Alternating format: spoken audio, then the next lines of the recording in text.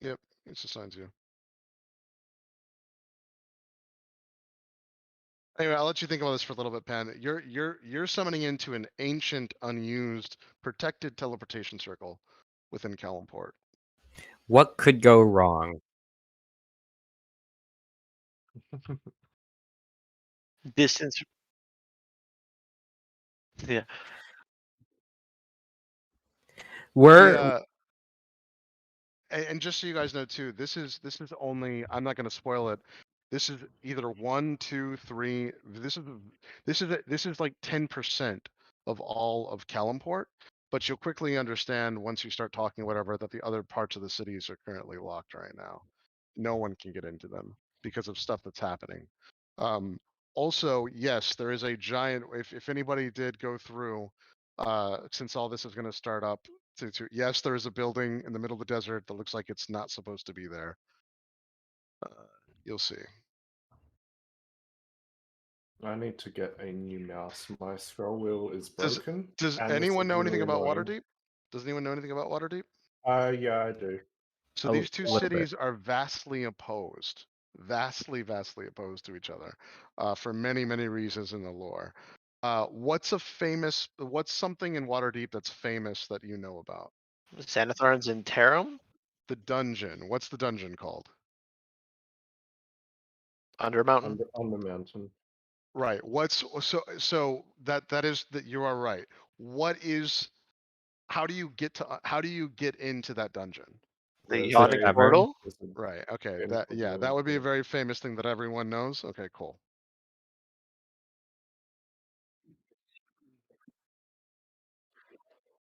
Gotcha. It's the main tavern in my campaign that I run. So Well, everyone's going to be very excited because this is a official canonized. That building in the center of the desert is a canonized official brick by brick, one by one reproduction of the Yawning Portal. Buy the Oh, second edition maps. If you ever get inside of it, you won't be able to probably. Well, maybe we'll see. But if you ever do get inside of it, it has everything in there. Everything that's famous. It's done by the second edition maps and even the fifth edition map, just to like back it up. But that is like a 1-to-1 of the Yawning Portal. It is the Yawning Portal. That is the Yawning Portal in Kalimport. You know, if to find out That why. doesn't But sound these right. Yeah, but these two cities are diametrically opposed. They have a huge history, and there is big things going on within Waterdeep and Kalimport, which you get to experience. I'm actually Which we're super not happy. experiencing. And the best part about this is that there was no guarantee that anyone ever went to Kalimport, even though you have a teleportation circle there. There's a good chance you never ever at least use that one, or never even bother coming to the city. A lot of people don't even. Honestly, before I knew about the city, I actually didn't like it. I'm not really a fan of like Arabian Nights and stuff, and I didn't know how awesome the lore was. So I was like, whatever. It's kind of crappy. But no, this place is awesome. But Nice. but yeah, it is diametrically opposed to Waterdeep, and there's lots of important things going on.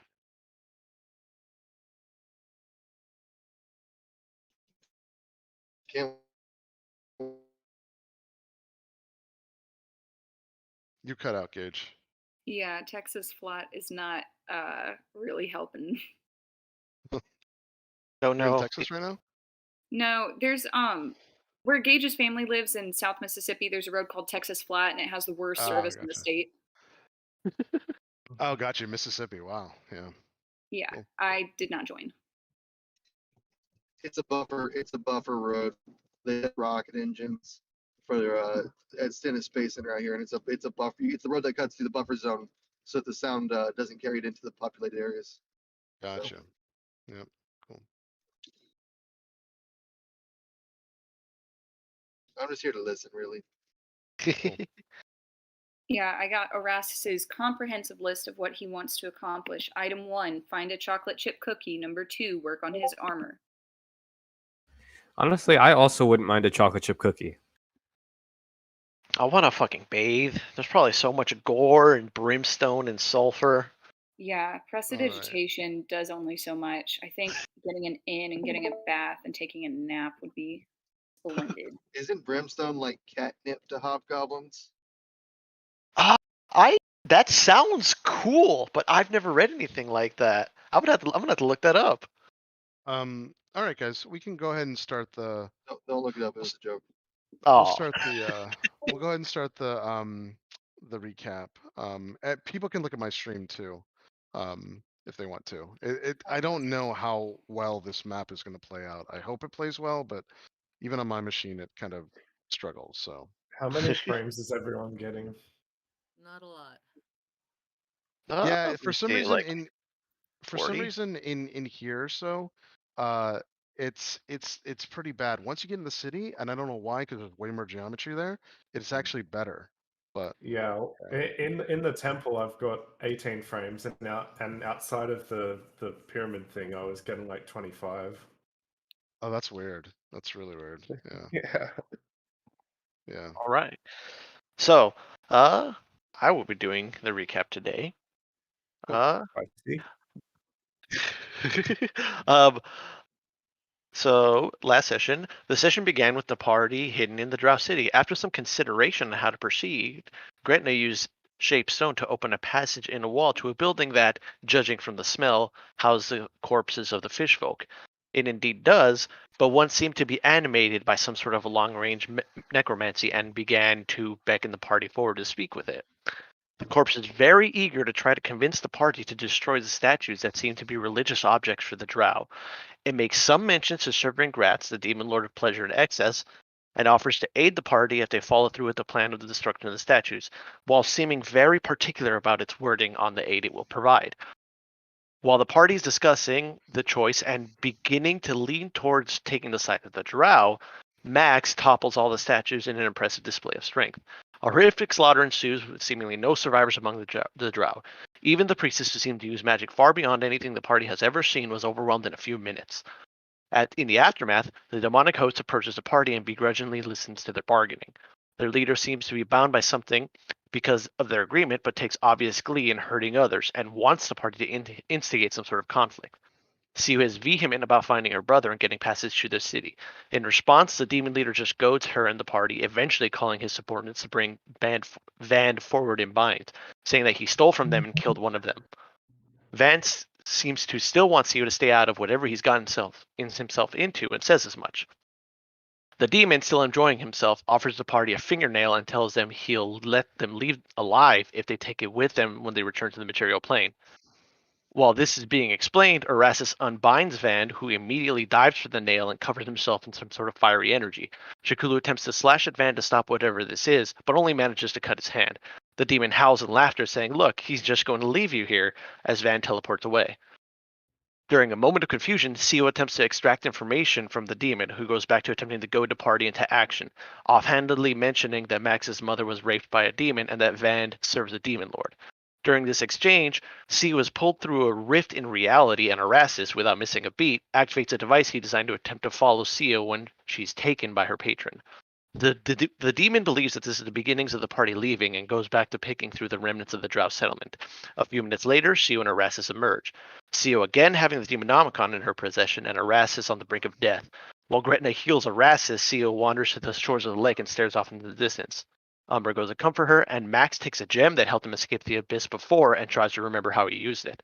Eventually, with Umbra's help, Max surmises that he needs to be in mortal danger to fully recollect how he used the gem. While the party is preparing to leave, Siu tries to get some information from the demon leader one last time, and he reluctantly says that Van serves Baphomet. After a mild beating and evisceration, Max seems to show some demonic influence and then produces a portal which he promptly falls into, and the party follows. The party emerges in yet another massive cavern, this one with a huge castle-like structure right behind them. Umbra believes it is an abyssal gate, so the party immediately heads in the opposite direction. Not too far from the gate, they come upon a human man and his dwarf companion. The man eagerly introduces himself as Robalar and his companion as Zigby, members of the Circle of Eight, an apparently famous group of adventurers. They are currently seeking revenge on Vecna, whom they promised was in the abyss, whom they presumed was in the abyss, and they are wondering how the party managed to use the abyssal gate. Robalar explains his reasons for hunting Vecna, while Zigby and Gretna exchange some strong opinions of Dwarven culture, and Umbra shares a few words with Robalar on the corruption of his home. Pan, throughout all this, casts teleportation circle to take the party to a more familiar place known as Kalimshan. All right, thank you.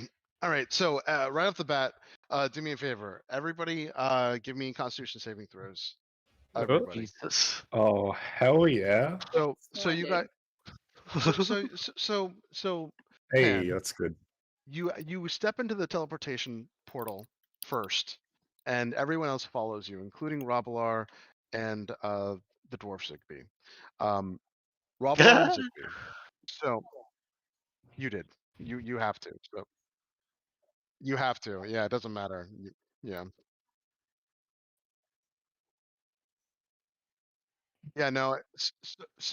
I know it doesn't state it in the thing, but in teleportation circle, to basically attune the proper people to come over, you have to be the anchor. So you come over first. I know it doesn't say so in the thing, but that is actually how Ed Greenwood wrote it. So you go through, and that's how everyone's able to find you going through it. They actually teleport in with you. For whatever reason, Robilar and Zigby do not follow through in this teleportation circle. But this is the first thing that you notice.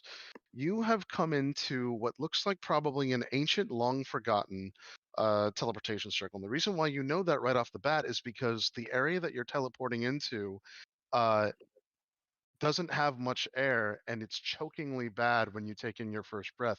Sand and dust and a bunch of other things go through. Anyone that rolled under a 10 on their Constitution saving throw is currently on the ground, gasping for air, choking, coughing up dust and other things. You're going to have to take 5-10 minutes to basically be able to stand up. That's anyone that rolled under a 10. Anyone else that rolled over a 10, you're able to move along, take your bearing. You can still take breaths, shallow breaths. There is not much air where you're at.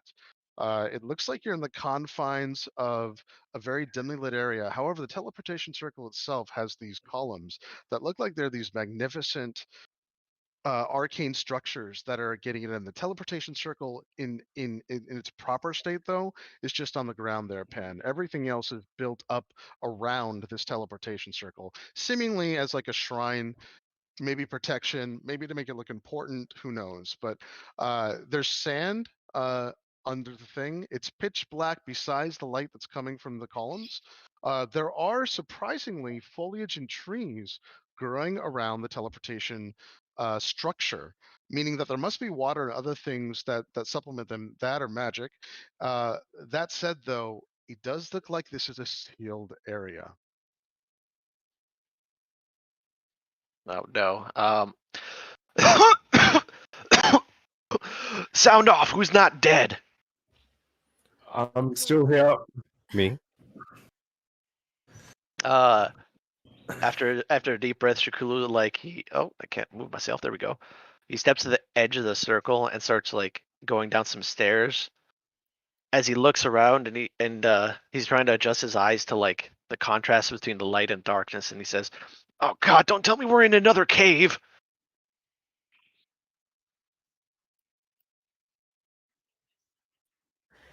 I'm going to summon back my familiar. Yep, I'll give it to you. Well, I'm just going to have it on me for the time being. I just want to make sure that it's not still like a prismatic mess like it was in the Abyss. No, it's not. It's normal. Are you summoning a bat this time? What are you summoning? I mean, the owl? I'm summoning back the hawk, which I manually Okay. dispelled. Yep. Cool. I actually have a hawk. Okay, cool. Gretna, at some point, seeing that you're struggling to breathe, Erasmus is going to approach you and offer you his helmet to help try and ventilate the sands since you seem to be struggling. He's holding his breath at this point, so he'll just hold it to you, and if you want to take it, it may assist, but he'll leave that to you. I'm just gonna wave it off because yeah, I'm okay. I'm okay. I'll be okay. He'll just nod since he's holding his breath to try and not breathe in any dirt or dust or whatever. Let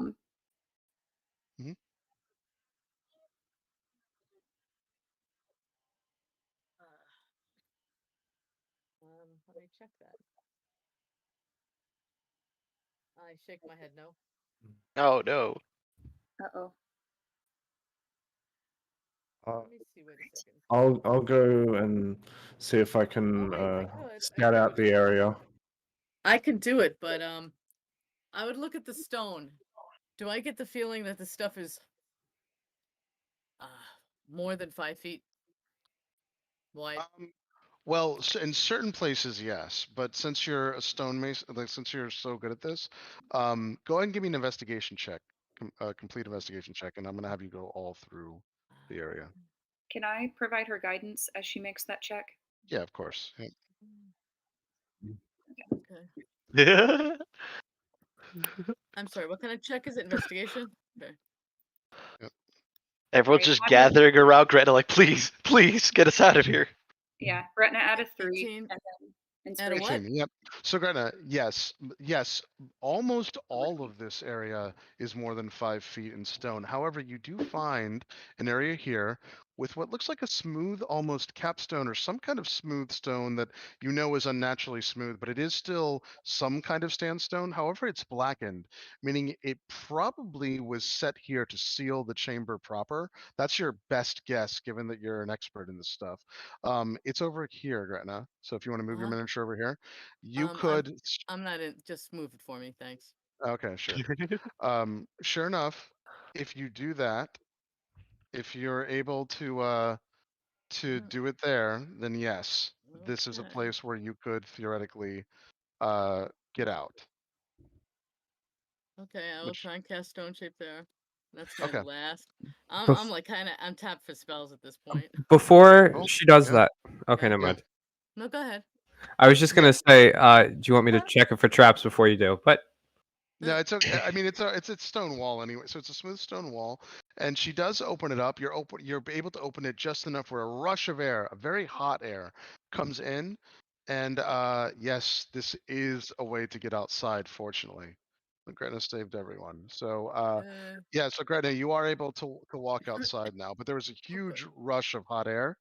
Um, uh, Now, stone shape, does it say it's a one-time thing? Can you close it back, or does it I have to don't stay know. open? It just says it What opens does it it say? up. It's listed up there on dice rolls. Oh, yeah, that is right. You're gonna have to cast it again to close it. So for now, it'll be open. Okay. I got nothing left. Okay. All right. So yeah. So you guys can start walking out if you want to. So you walk out, and Gretna, you walk out, and the sun Hooray. is blaring over you. But the first Oh, thing that you see is, you can look at my stream if you need to, Gretna. The first thing that yeah, you I'm see good is. now. Couldn't And get by up. the way, you guys might have to look at my stream too, unfortunately, because I have a camera that can tilt up. You guys unfortunately don't. But so the first thing you see is this giant, massive tower, and that tower is what looks like engaged in some kind of battle with a Oh, god damn tower it. on the opposite way. So the reason why you know that is because there are literally spells and other things getting flung, and it's noisy at the two of them. It looks like these two towers are engaged in some kind of fight. Fortunately for you, though, if you wanted to kind of like skirt away, you would guess, given that you're on the ground floor and you just walked out, and they're very, very busy, you might be able to do this if you do it quickly. But there is a full-on mage to mage battle going on between these two towers. It seems like many, many spells are getting flung. You don't see a single wizard, but they and by the way, as the spells hit, there is some kind of prismatic barrier on both sides that stops damage from hitting the actual tower. You're not sure if it's waning or waxing or any of that, but there are high level spells going on. You cannot make an Arcana check unless you want to stay and take the risk of getting spotted, though. And of we want course, to when you do look behind that, you have come out of a massive pyramid. we want to investigate this hallway up here. I could send Uh, my familiar. It's hot, but it's air. Yeah, there is another way to go back in. Yep. Shikulu says, if we're gonna get, we better get now. And he seemed to like be edging towards like rounding the corner of the pyramid, but he wants the party to be together. Yeah. Yeah. Sion Arasis would start following Shikulu. Okay. All right. So Gretna follows you. I assume Gretna. Yep, I'm trying. Oh, are you moving my thing or am I? I tried to. I tried to, Okay. but go ahead. You can move it though. So Okay. okay, so you guys start making the corner. You don't have to roll stealth checks on this if you just want to beeline it and double move into the corner where there's Tell you what, safety. I'll help you. my computer is not handling this well, so No worries. I can move you around and you can look at okay. the stream. All right. So Pan, are you in the same boat? No, it's okay. I'll move you. Okay. All right.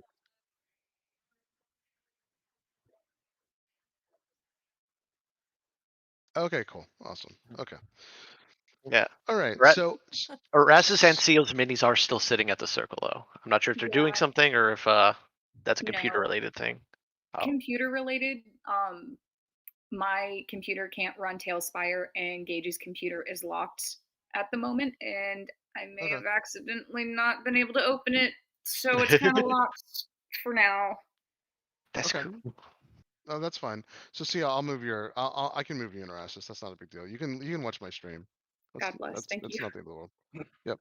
All right. So so everyone follows, and I assume rounds the corner to safety.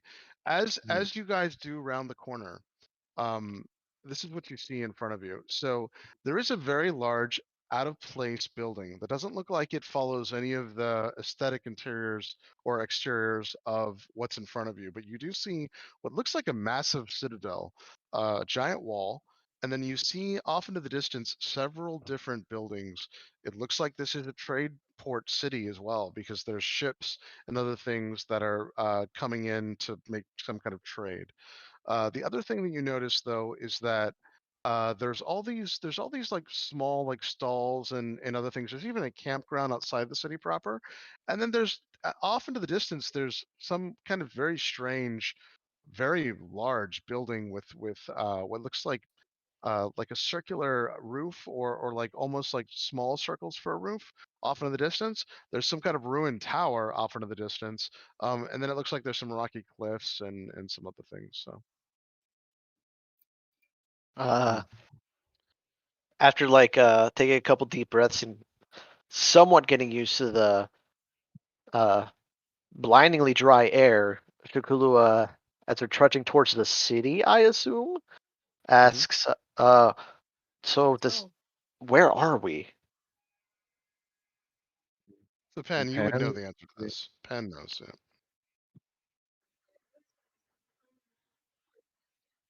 yeah. That's right. That's right. Yep.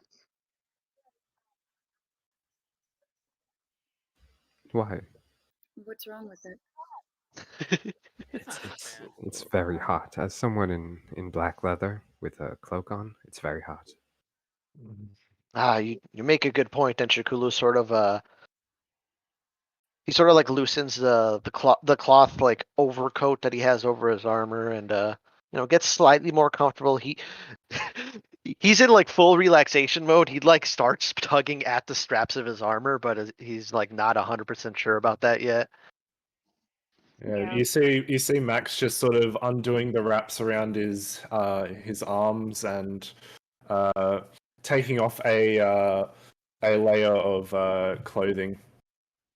And you can see there's now like a sort of worn and torn, sort of bloodied underneath shirt.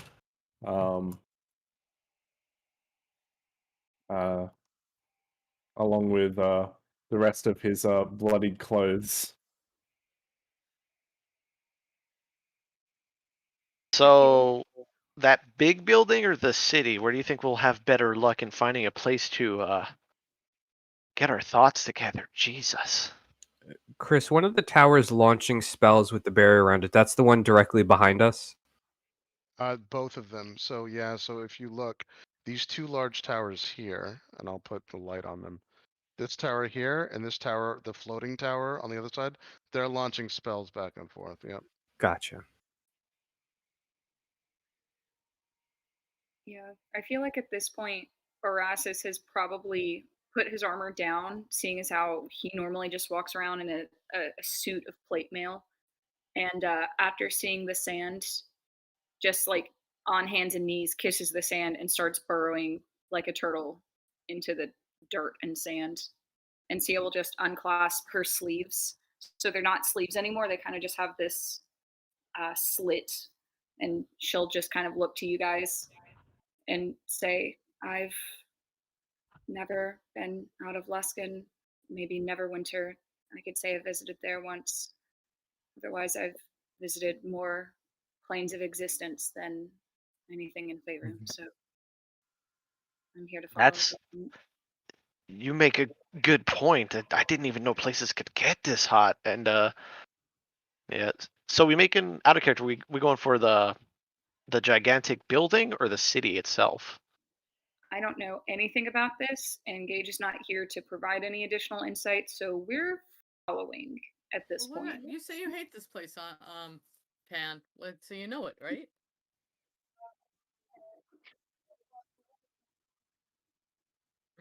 I see. Oh, Who are they? And I'm gonna point back to the tower shooting each other. Do you know anything about them? Anyone? Max shrugs. Max shrugs. Don't know. Thought you would know them. Yeah, I couldn't even tell Ah. you where we are on a map. I couldn't be farther away from this place. I But you were south of Akatla. Shakula, since you're the one that's closest up to the thing, you also see that there is a camp that's directly in front of you.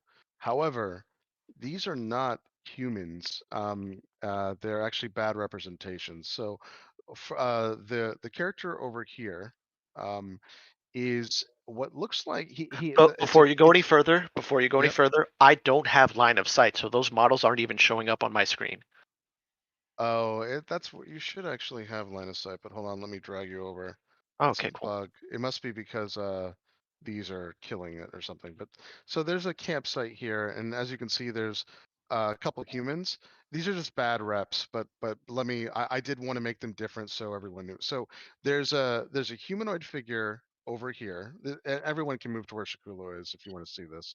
Um, there's a humanoid figure with red skin and fiery red hair. His hair is actually fire. There's also a blue-skinned humanoid woman that has flowing blue hair. It does look like her hair is also literal water. And then there is what looks like another fiery red uh skinned like humanoid person that has fire for hair and fire for eyes. I feel like how he looks. I'm just gonna say that we're like, They're making out camp here. They're making camp out Can't outside. imagine how he's feeling then. uh, I'm just gonna say that we are passing right next to this camp as we're like trying to figure out where the hell we could possibly go, and Shakulu just calls out, "Hell, friends, where's a good place for a weary traveler to get a bed and some mead?" He so this one here looks to you. He gets up and he says, "Oh, hello, friends." He said, "Which Saban are you from? How are you outside?" Uh, I undersold how far we're traveling. I don't know what a Saban is, and Shakulu Yes, like but shades his how are eyes. you on this? He looks confused and he said, "Traveling, but wait, you haven't gone into the city? The port's over that way, friend, and there's really nothing on the other side but ocean. How did you make it all the way out here?" What do you know about magic? Because it gets ridiculous. And he says, Doesn't look "I like they would know be a lot about surprised." He says, magic. You'd be surprised. I know a bit." He said, "But first, I just assumed you were a citizen. So you don't live in a Drudak?" Again, I don't know what that is. No. He said, "Oh." He said, "Yeah, he said, "You certainly aren't."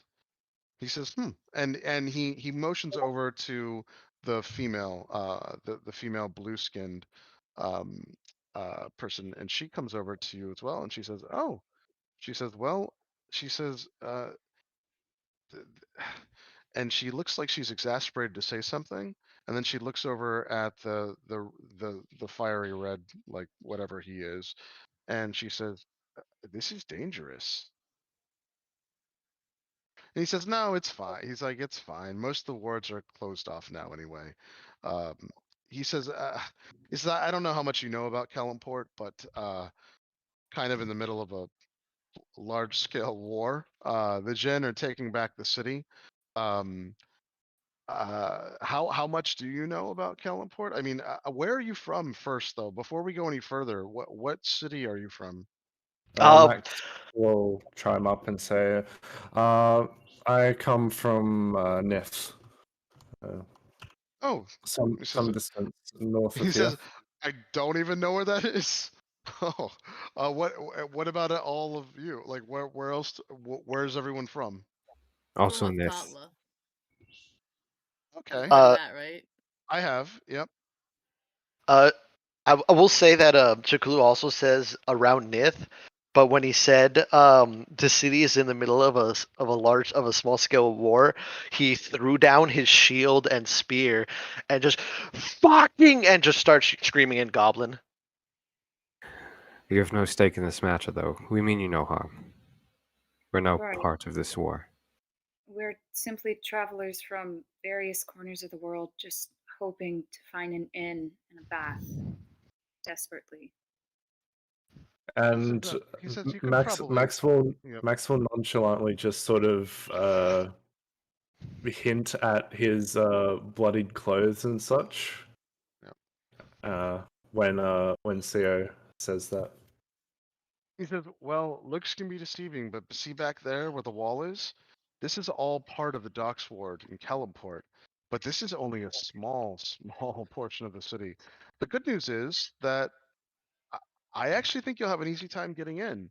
The bad news is that unfortunately, if you wanted to get to like the Quills ward or any of the Wizards wards or anything else outside of this, you're gonna have a rough time. Literally, the city is sealed off by a giant firewall, and no one really knows why. But I think it's because I think the Jins are back, and I think they're taking the city by force. If we can simply find a place that we can just rest and relax in, that won't cause us any trouble, then He said that's all sure. we can ask for.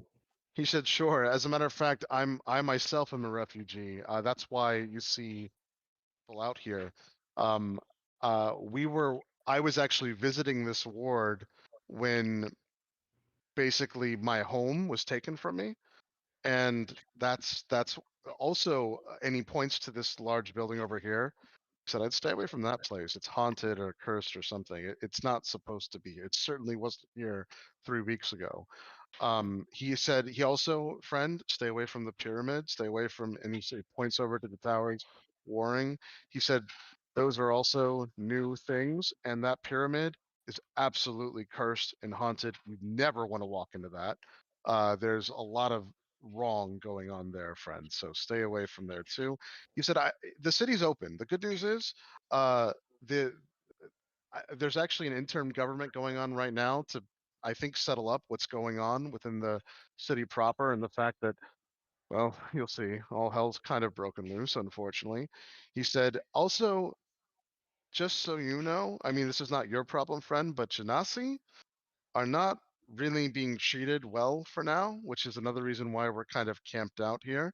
There's a lot of racial tensions going on within the city, and he looks over at the group and he says, and he looks at you, Co, specifically. He says, now's not a great time not to be a human or a dwarf or even an elf, unfortunately. And he looks down. It's He never said, a good time. me and my friends are getting blamed for this mess in the back because we have Jin blood, or that's what they say at least. Well, take it from a tiefling. I understand what you're going through. I can't seem to go to a city without being blamed for something arcane. And as she says that, Co is going to use Mask of Many Faces to just disguise herself as an olive-skinned, freckled human girl with black hair and I don't know, blue eyes. Okay. Yep. So the dock ward is what we have access to. Is there an inn or something in the dock ward? Oh yeah, he says it's a huge. He said once you pass the gates, many inns. There's many things that you can go through. Um, Unfortunately, I mean I'd love to go through and show you myself, but it's not exactly safe for me to be in the city right now. That's why we're staying out here for now. Right, thank you. And Shakulu, very short, very obviously frustrated, but as he walks by the man, he sort of like goes to pat him on the like shake his hand, and he Yeah. leaves a gold coin in his hand. Yeah, and he says, friend. He takes your hand. He says, friend. Also understand, and I mean it. Just be careful. I I don't even know exactly. I've heard of your kind, but I have a bad feeling that people will think that, you and he looks at CO. He's like, They could be awful to you in there. You're not sure, so just be careful." That wouldn't be the worst I've ever done. Does he took the coin, right? I just gave him a gold coin. He took just for it. helping He us took out.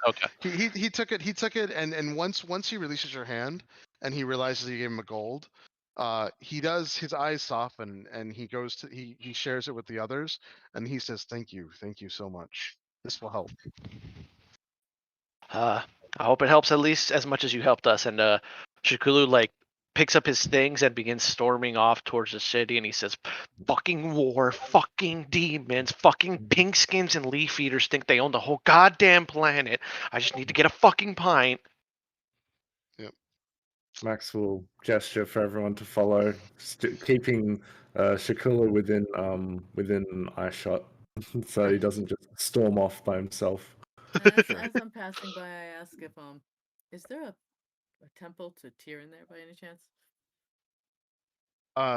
He said, I'm not exactly sure if there is a temple in the Docksward, but I think there is. There's definitely a temple right on the outside.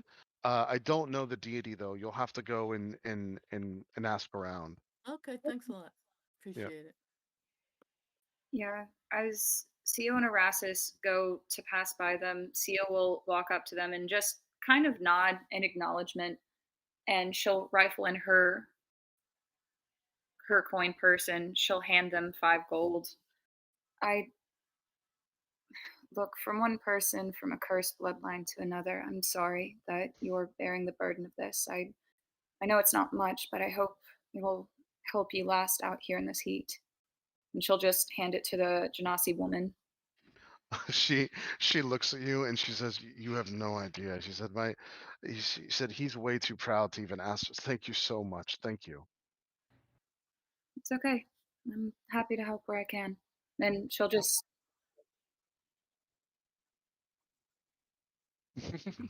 yeah.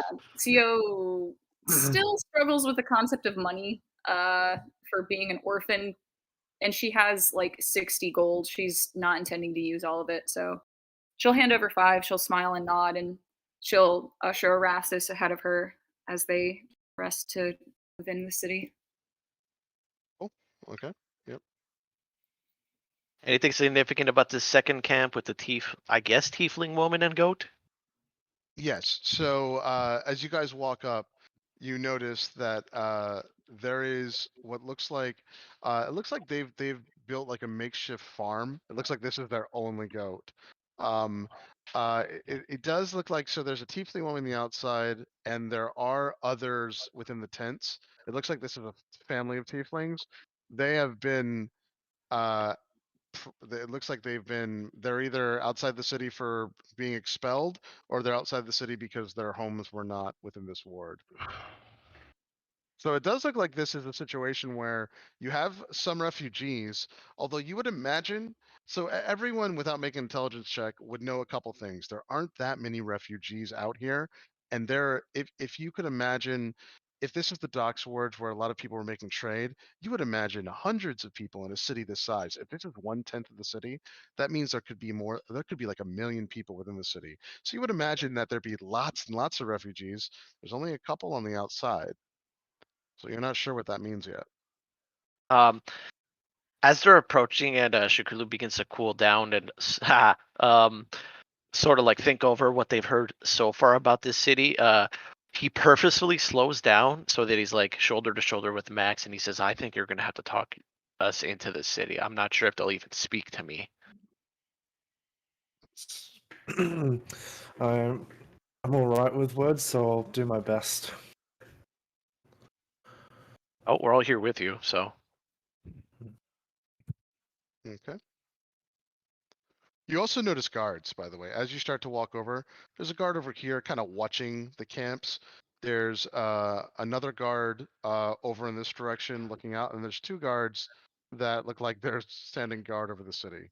Obviously, this is not a huge like retinue force by any means. It looks like they're just kind of here. It doesn't look like this side, by the way, needs to be heavily guarded. They don't expect people coming in. Yes, there is a doorway here, but it looks like this was actually set up as a feeder to the ocean and to some of the other like buildings on this side. It doesn't look like this is really an entrance, even though there is, of course, an exit here. So, but it's here. do the guards acknowledge us in any way, like looks of disgust? Do they say No, anything? as you start to walk up, make insight checks on these guys. Sure. Both of you can make them. That is 18. Okay. Yeah, they look to be doing their job. They are a bit surprised to see you come through. And this guy says, "Oh, hold, wait, citizen." And he says, "Haven't seen you before. I'm not sure how you." He said, "This is strange." He said, "I don't remember a hobgoblin." And then he looks at you and he says, I suppose I could have seen you before, but I don't remember you. What's your business here? We, my friends and I, we've been traveling for some time, and we've been all over the shop, and we've just been sort of blipped around everywhere that you can imagine. So we are just exhausted, and we're just looking for a place to rest and reside in, just for some time. He looks at you and he says, "Well," he says, "Friend, the city is open, but we're in some strange times right now." And he walks over. He says, "And your name?" And he points to you. My name is. No, Oh, he doesn't. sorry. He's asking for the hobgoblin's name. Brassus Talon. Hmm. Well, what do I? How am I supposed to know that you are good people who are not going to cause problems? And he's staring intently at you, the hobgoblin. And he says, "Wait, well, who's that in the back?" And he points to you, Umbra. He says, "Come here, come here. I haven't seen you either." And then he sees you, and I assume you're. He says, "Nah." He says, "You too. Come on over here." Umbra has goggles on. The sun's right. He Yep. burns you. Oh, sorry. He has his goggles on. Yep. Now he says, "Come over here." He says, "I really don't remember. I would remember seeing. You're an odd bunch of people. What?" He says, "Where did?" He said, "How on earth did you get over on this side of the docks ward?" As I said earlier, we've been blipped around the place through the use of magical means or otherwise, and we're just extremely tired, and we just want to rest. We don't want to cause any trouble. And again, I'm nonchalantly sort of hinting at my bloodied clothes and such, and Yeah. Go ahead and Yeah. make a persuasion check for me, Max. sure. Just a flat 0. That's a 5. Yeah, he says you already look like. I mean, he says, "Look at your clothing. I need better assurances that this is not going to be a problem." And he looks over at you, Pan, and he says, "I, I don't even I don't even I don't even know what you are." What? He says, "Where?" He says, "No, I now I'm getting agitated. How did you get over on this side of the wards?" Chris, have Co and Oh yeah, Erasmus. CO. I'm sorry, CO. You can come over here too. Sorry, I No, forgot. we were talking to the other people, so I didn't know when the rest of us. Oh yeah, and Gretna. Yeah, Gretna, you too. Gretna, you and CO can obviously, and Erasmus can obviously be over here. Sorry about that. Yep. That's That's okay. good.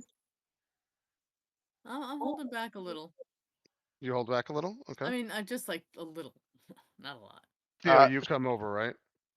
Yeah, and she would have Erastus kind of behind her, and as begrudgingly as I can imagine Erastus saying it, she will ask him to armor up.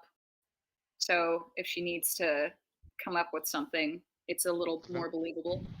That's out there. That's good. That's good. Sh- Right there. Okay. Shakulu very begrudgingly interjects, and he's like shoving a hand in his like back pocket, and he's like rooting around for something as he approaches the guard, and then he pulls out a fistful of coin and says, "I'm listen.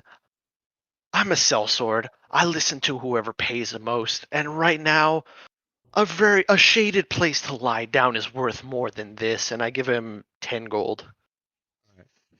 He chuckles and he says, "Oh, maybe you do have some sense here." And he takes your money, and he says, "Oh, city's open.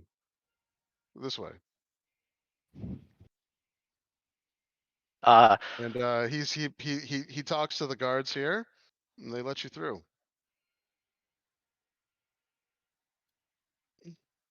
All right, so as you guys walk in, this is the very first thing that you notice.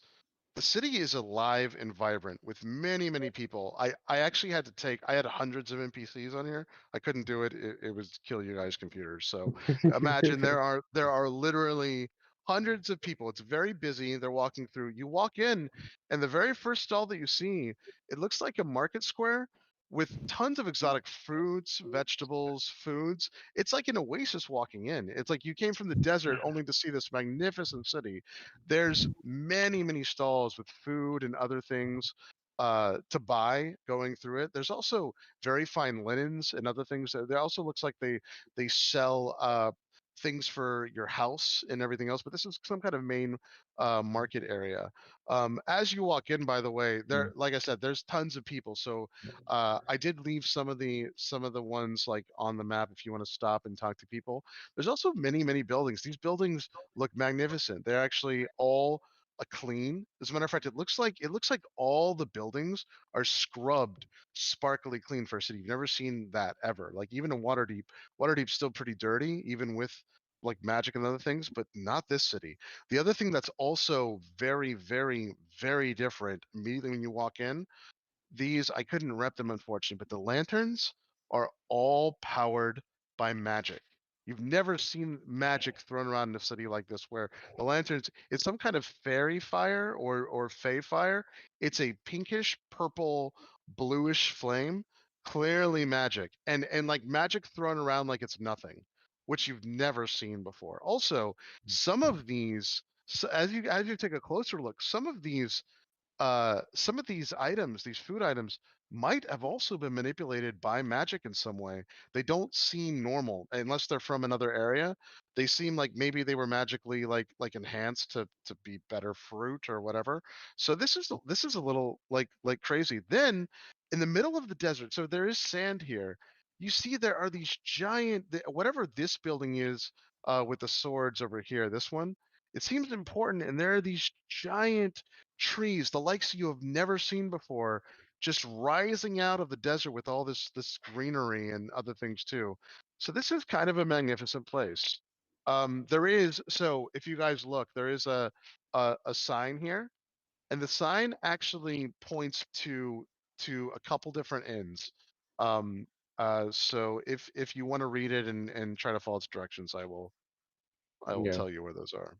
Yeah. Yeah, when we were walking through the gates, Max would say to Shakulu, Oh, and I'm so sorry. This is super important too. You'll see why later. But this is one. There's one other thing that's shocking when you walk into the city. So that desert was blazing hot, very uncomfortable, really like disgustingly bad, very dry. You walk into the city, it is a temperate 70 degrees and humid. I needed to Anyway, convert sorry, that to Max. Celsius. Yeah, Oh my God, yes. yeah. It's what's 70 degrees Celsius? 21 degrees 20, Celsius. yeah, Okay, 21 degrees Celsius. Sorry for yeah, 21 degrees. it's So alright. it's a very temperate, very nice climate, even though it's all sand. But yeah, totally different. Obviously, something crazy is going on to make that happen. But anyway, Yeah, so I'll just while walking through, I'll just sort of tug at Shakulu's shirt and just say, when we head in, looks like there's a bunch of people there. Maybe just keep your head down, as it seems like, unfortunately, your kind isn't too welcome here, by the sounds of it. And I don't think it's wise of us to draw that much attention to ourselves when we're so exhausted. I reach out and because Umbra's super nervous, I grab Pan's hand because I don't want to get lost in the crowd. Oh. Mhm. Shakulu's still very visibly annoyed, like almost gritting his teeth at this point. And he says, all the cities are the fucking same. I know. It's nothing I'm not used to. I'll try to keep us out of trouble, but this wouldn't be the first time I spend a couple days in a cell. You could just How's say that? we've never met. Remember, I'm Talon. And As I yeah. said, it might just be best for all of us if we just keep our head down and just get somewhere low and lay low for a bit. And like Shakulu doesn't like just straight up shrug you off. He's acknowledging you, but he's more agitated than anything else. And Max can definitely recognize that you're pissed by this, and you can tell that like Max he's very understanding, and he also seems a bit annoyed by all of this discrimination and such. But yeah, he'll go over to the sign and see if he can find one of the inns. All right, so the very first one that actually has sparkling script that looks like it's been enhanced by some kind of magical effect. It actually like glows a little bit as you start to read it, but it says Mystic Tavern and it points over to the left here. So the one thing that's interesting is as you read that, your mind starts to like wander throughout the city, almost as if you can like see where this tavern is. You are going to now know exactly where the tavern is. That's like pointing to. So it's going to guide you to it. That is, wow. They got literal GPS in the streets. This place is. This place is too advanced. Too advanced for my monk mind.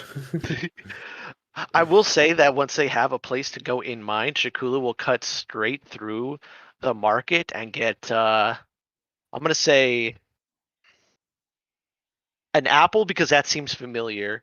The juiciest, most watery fruit they seem to have because he's thirsty as hell. And he'll grab like 3 random other fruit to pass out to the party. Yeah. Okay.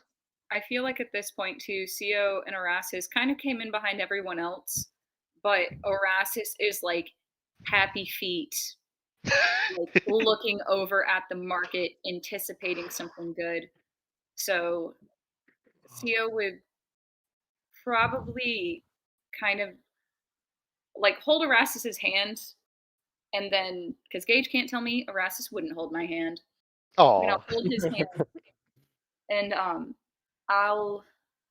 Seeing that Max and Shakulu have kind of taken the lead on things, she'll just go over and put a hand on your shoulder, Max. I think Erastus is itching to get some not rations. I'm going to go with him and get some food. Where do you? Oh, speak of Satan himself. Yeah, Where- Harsh. the one thing that you, Max, before you left, you did read the other signs. So it's Mystic Tavern on the top, but it's also the next one was the Glistening Harem, and then there's the Coiled Snake and the Copper Ante. Those were the locations. The Glistening Harem sounds like a strip club.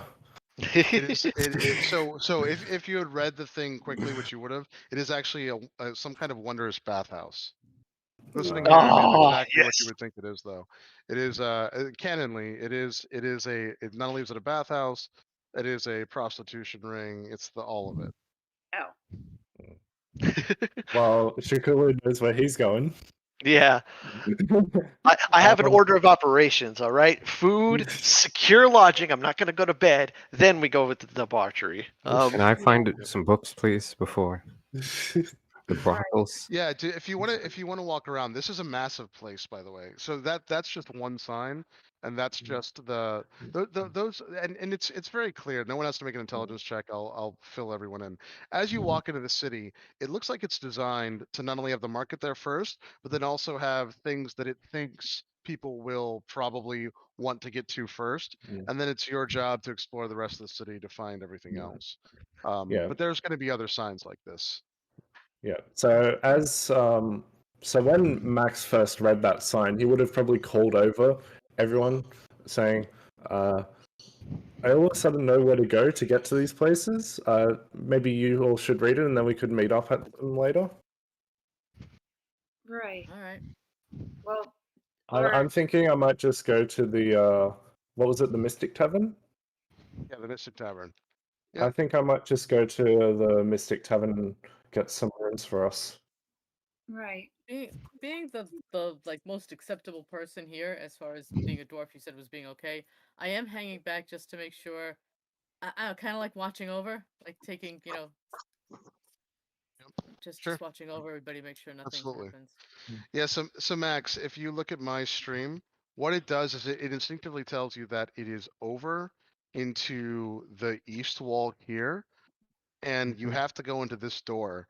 But you just happen to know, and you don't know how you know this, that the tavern itself is on the other side in some capacity, and whatever's going to happen is wondrous. But that's how you get in through this door here. I wave Gretna over to me and Pan. Yeah. Okay. But Can I borrow some money? Yeah, that's what I was about to say. Is Gretna Oh, technically has? Who has the bag of holding? Is it not Gretna? yeah, it's good. I should take whatever money you got. Give me some though, because I don't have any. Let's I- not do it in the middle of the city, Yeah, that's Yes, yes. dangerous. especially the city. As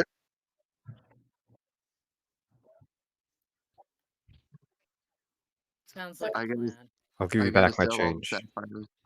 Yeah, as everyone's Yep. like gathered around the side, Shakula like waddles over like both arms hugging like a pile of fruit, like apple in his mouth, and then he pulls it out. Like, yeah, it sounds like a good idea.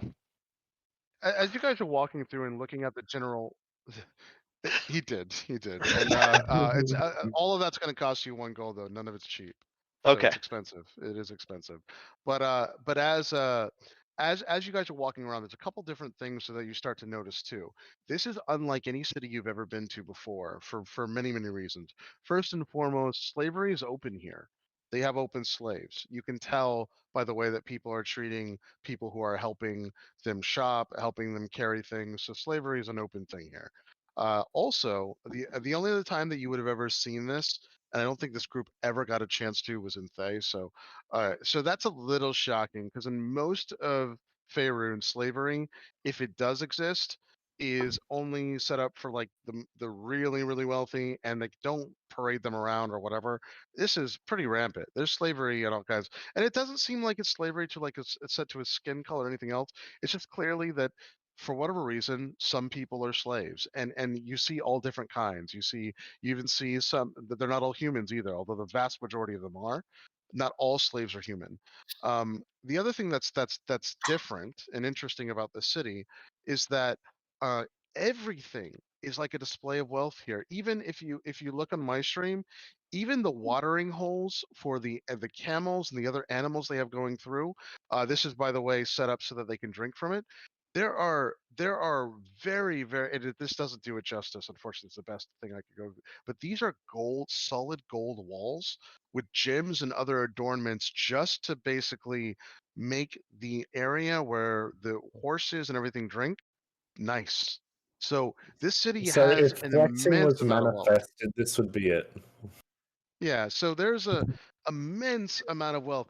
You've never been exposed to wealth like this, and it's also a very, foreign kind because the aesthetic is obviously very foreign to all of you.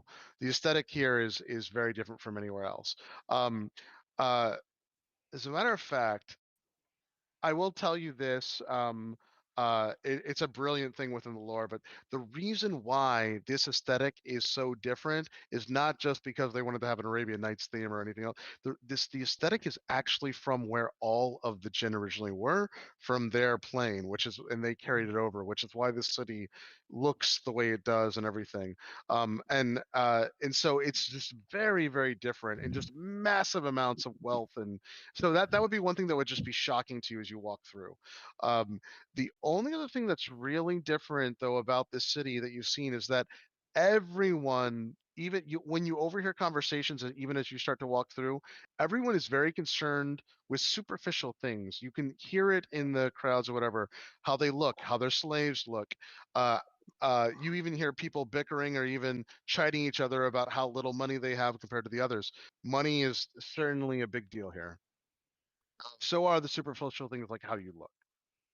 Yeah. Chris, Yep. I did spend the night here pre-game. Is there anything I know?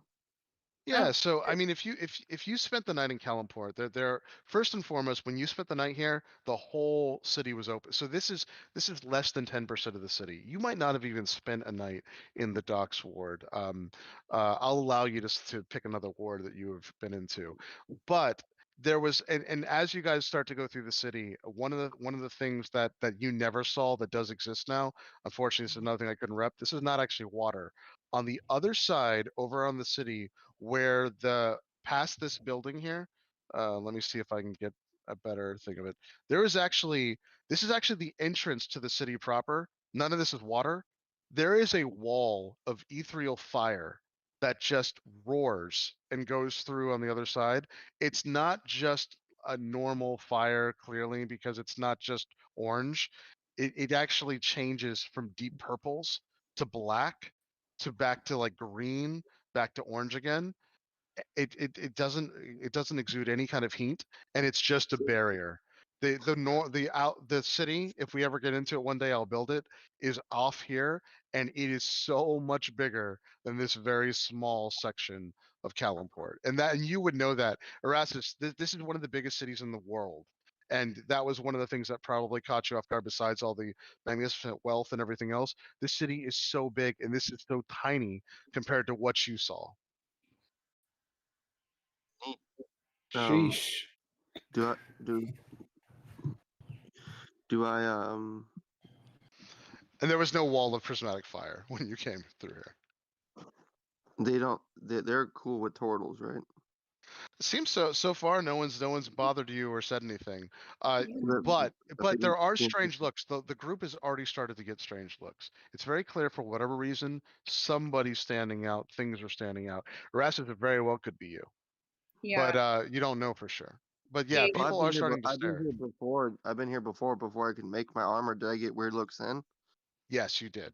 You absolutely yeah, did. you're Oh, in it's your me. armor Yeah, currently you did. because It's me. you. Yeah. Yeah. You're in your But armor currently. but Seal but a looks lot like of that went over your head. So Erasmus, here's one thing that I will tell you when you were here the last time. A lot of this just went over your head because you're naive.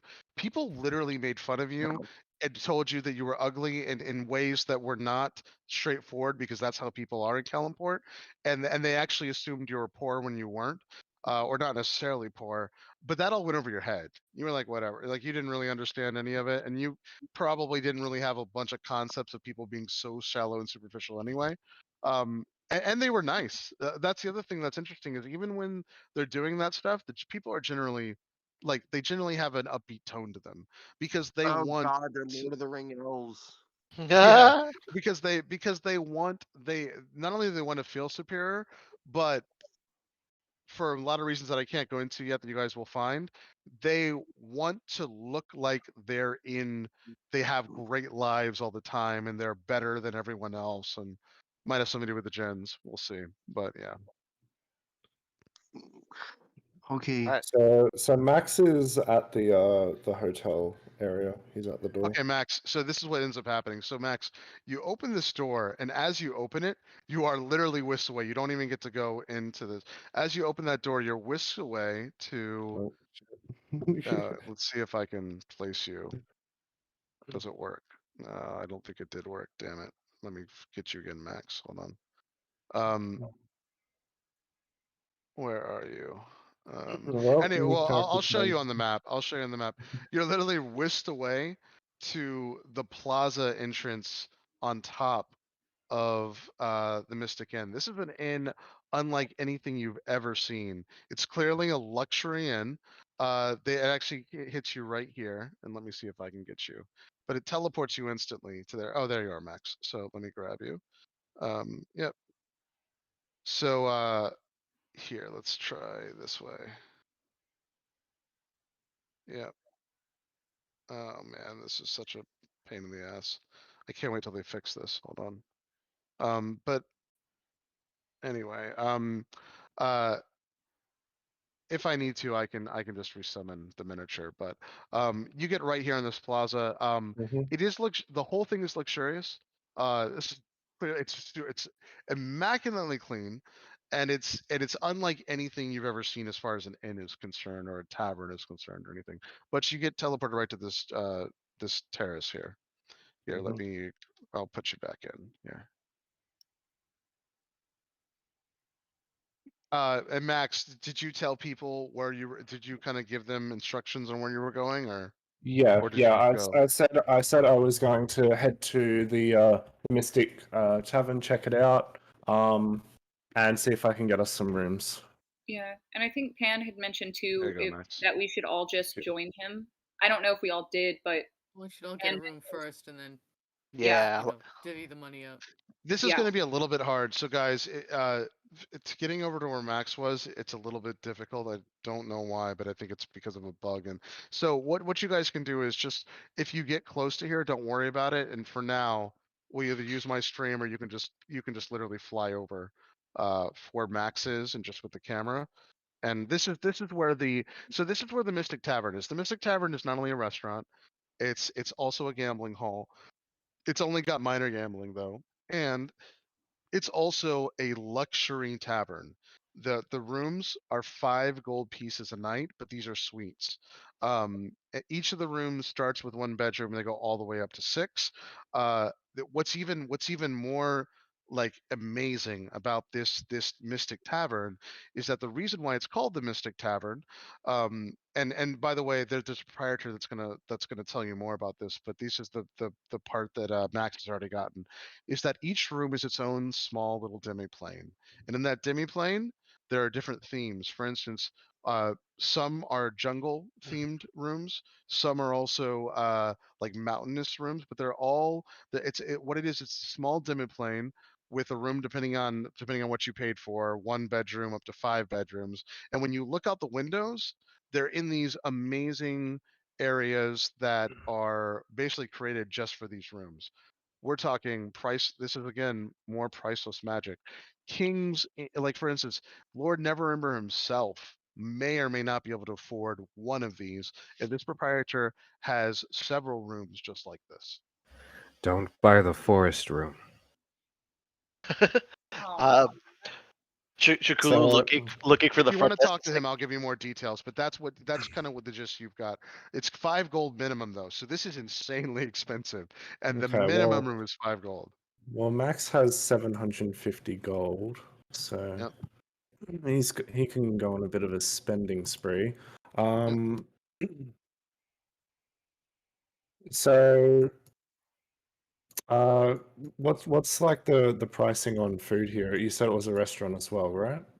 So the food is actually pretty reasonable. It's really, really nice, luxurious food. It starts at 10 silver pieces, which is still very expensive for a normal meal. But if you want to get a nice meal, they actually have a nice restaurant on the ground floor. That's more around 45 silver pieces per meal. And if you actually guys want to have dinner and stuff, I'll detail some of the things out. They actually have really nice things here that are very exotic. But if you want to have a normal meal, it's around like 10 silver. The really nice meals are around 45 silver and they go up. There is actually like a chef's table thing that is like an exclusive thing. You have to talk to the proprietor to reserve it. It's got like a magic show on top of it that starts at 2 gold per person, which is insanely expensive for food. Yeah. Also, remember the gold. Just remember the gold. We got it uncursed. We have significantly less uncursed gold than cursed gold. Okay. And all of my gold is uncursed, so. Still not 100% like I'm gonna say emotionally bought in when I'm assuming we're a clerk or something that mentions that like, oh, we can have up to 6 rooms in one demiplane. Shikulu immediately goes forward and plops 15 gold on the table, and just starts discussing stuff like accommodations for his own room. He just Sure. basically he just straight out assumes like, oh well, 6 of them, and then I literally got here like 2 days ago. I'm gonna be the odd man out without even discussing it with anyone. Okay. Yeah. Yeah, so you guys see Shikulu trying to negotiate with the and this is what happens, Max, when you get there. As soon as you whisk in, it doesn't even feel like a teleport. It feels like wind took you here, and you just opened your eyes. There was a gust of wind, and you're just here. You never felt teleportation like this, but clearly, anyone seeing you from the outside, it is a teleport effect. And a man looks like he's a very very jet black, dark skinned Eladrin man. He walks up to you and he's the one that's been explaining all of this. And Shakila, when you go through and start talking to him, he'll start telling you prices and stuff. Do you want a single bedroom or do you want multiple bedrooms?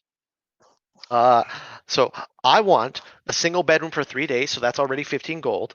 Yep. I want I'm gonna say breakfast and lunch room service of their best non-chef's table food for all 3 Yep. days.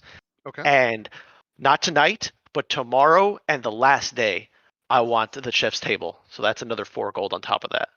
Okay, sure, yeah, and he basically this is how this works. So he gives you a bill, and the bill itself, he says you don't have to pay now. You're going to pay me later. However, as you make the contract, he takes out a pen, and the pen itself is made out of pure crystal. And as he writes this down in ink that looks like the ink is shimmering, possibly made out of gems, he writes all this through and then he hands you the bill. And as he does that, the bill basically resonates with some kind of energy.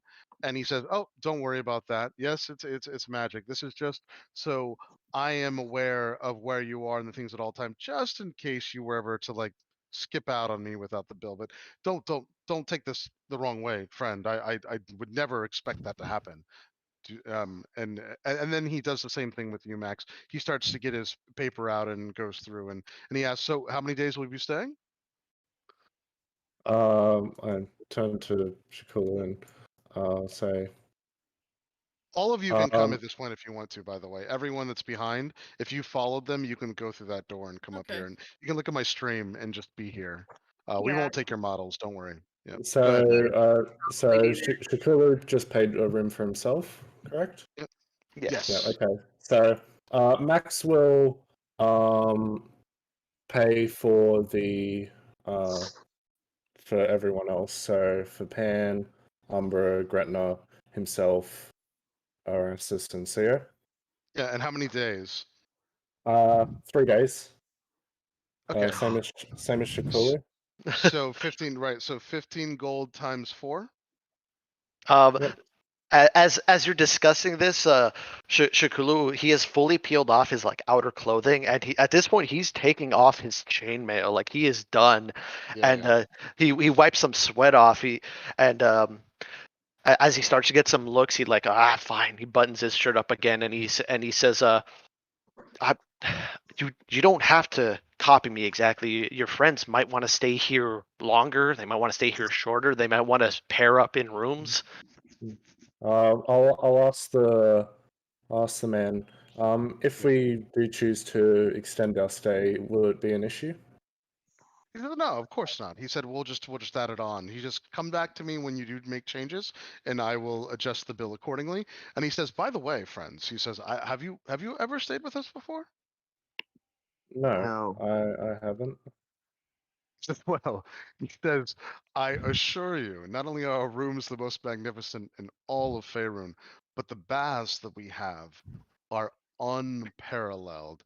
As it's very clear, by the way, that he is turning up his nose just slightly to the Oh, fact yeah. that you look like you've been through a lot, but you also smell like you've been through a lot. But he says, as soon as you get in, you will see what I mean.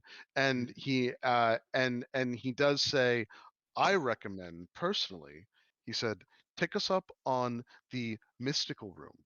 He said, that said, it's a little more expensive, but I think worth it personally. But Mystical room. yeah, he didn't even offer it to you, Shakula.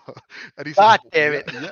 He says, Yeah. well, yes. He says, now it is a little pricey. It is 10 gold for a 1 bedroom, but we do have variations. We have a 1 bedroom all the way up to a 5 bedroom in the mystical room. However, the room was created by the great wizard Xanther, and it is a 1-to-1 complete replica of the Feywild on the outside. Now, it is a demi-plane, and this was created by a wizard, so there's no worries, nothing dangerous. As a matter of fact, he's made it so you can't even walk outside the room. However, it is the only room that in one of the bedrooms, you walk into it, and it has a massive outdoor shower, the likes of which I promise you, you have never seen in your life. Well, that does sound very nice and compelling. However, I just think that the regular rooms that He says, no, so we've he said, spoken about. friend, you will not be disappointed at regular rooms. I promise you that. They are absolutely amazing. So matter of I have no fact, doubt. he said each regular room, we actually do have, we by magical means, we are able to move water. Wait until you see what we have for these things that we call rain showers. They are absolutely amazing. I This look guy forward to doesn't it. know. And Chris, I did- will on top of the rooms for the 6 of us, I'll also pay for breakfast, lunch, and dinner for those 3 days. No, that's expensive, but we'll tally the bill up at the end. That's perfect. Yeah. Yep. No, and Can we go, babe? his eyes light up, and by the way, his eyes do light up on all this, and he's like, this is, he said, and what were your names again? I want to make sure that we give you proper attention during your stay. It's clear you Um, spent a lot of money. I go by Max. He said, I'm well, Araxes. he said, thank you, sir. Thank you, Max. He said, you?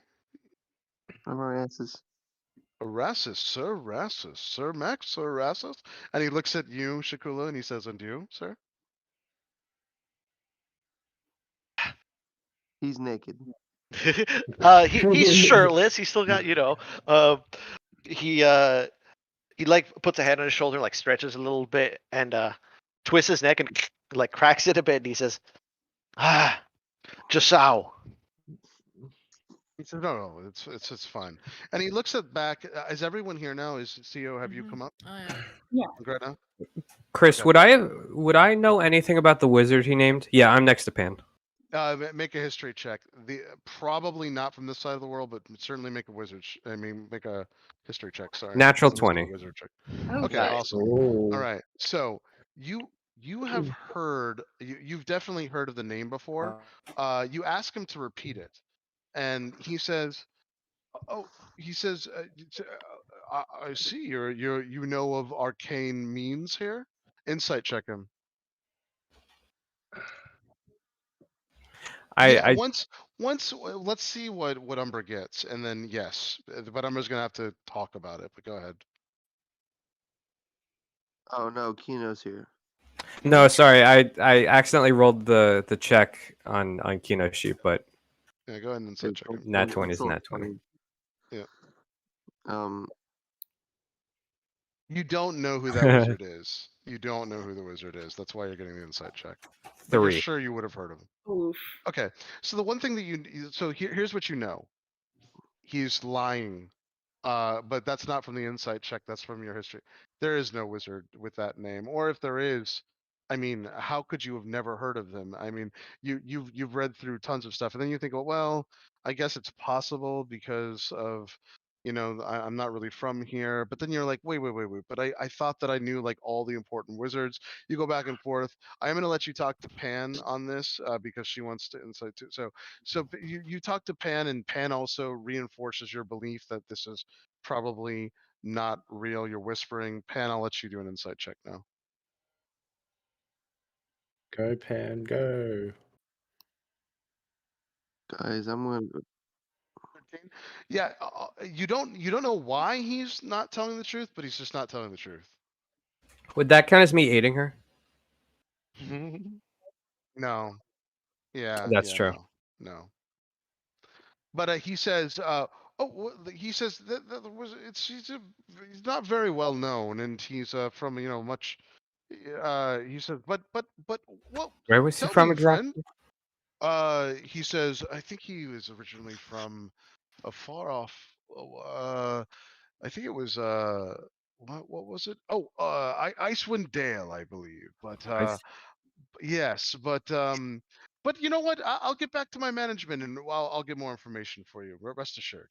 I didn't realize that you also had a man with you of magical means.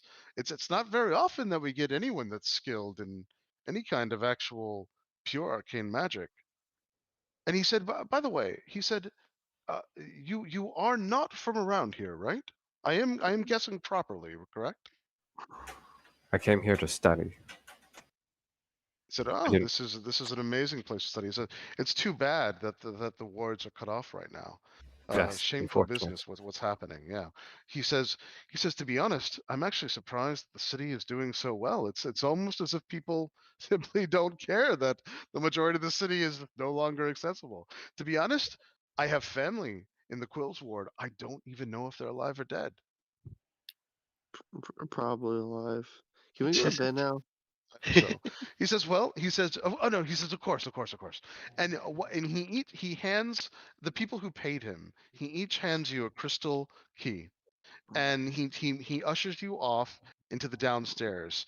In the downstairs area, there are 10 doors, each row by row, and he explains that the keys that you have assigned, multiple people will use those. So he shows you how to get into each of your rooms, and it's a combination of turning the key left and right a certain amount of times, and he gives you each your combination. It's actually a 6 combination set where it's like left, right, left, right, left, right, and Shakula yours is just a little different. And it depends on which door to go through, and the keys. No, yeah, that was just an example. And then the keys.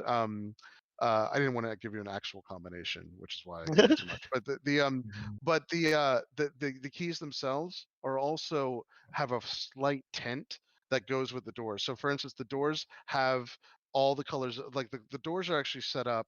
I wish I had art for this, but the doors are actually set up in a rainbow pattern. They're actually set up all the way from like violet going all the way back in like a rainbow like thing. So each door is a slightly different variation of all the colors of the rainbow, all 10 doors. And it depends, the keys that you have each match up with the color, even though they're crystal and see-through. They have tiny hints or tints to those things. So this is kind of like a wondrous thing that you guys are walking into. Anyway, he does give you a combination. He gives each of you a combination that you will now magically know. That combination, for whatever reason, which is why I'm not saying it out loud, you actually cannot through magical you don't know why, maybe it's from touching the key, you have no idea. When you try to give this combination to your friends so they have it, you can't. You'll forget it every time. Not only that, but instinctively when you get to the door, you will always know this combination as you stay here. So again, lots of magic going through. But I'll let you guys get to your room. He ushers you and he shows you this. And now, Shakulu, if you're going to be separated from the group, you can be, but then you won't be able to interact because you're on your own demiplane. Just keep that in mind. Well, I mean, it was up to 6 people in one quote unquote room, right? Oh, you can have, it's just 6 bedrooms. You can have 50 people in those rooms. They're large. You can come into their rooms. I don't need okay. a bed. I carry my bed on my back. Yeah. Yeah. As they're in this hallway and everyone's like slowly like getting downloaded to their brains this information.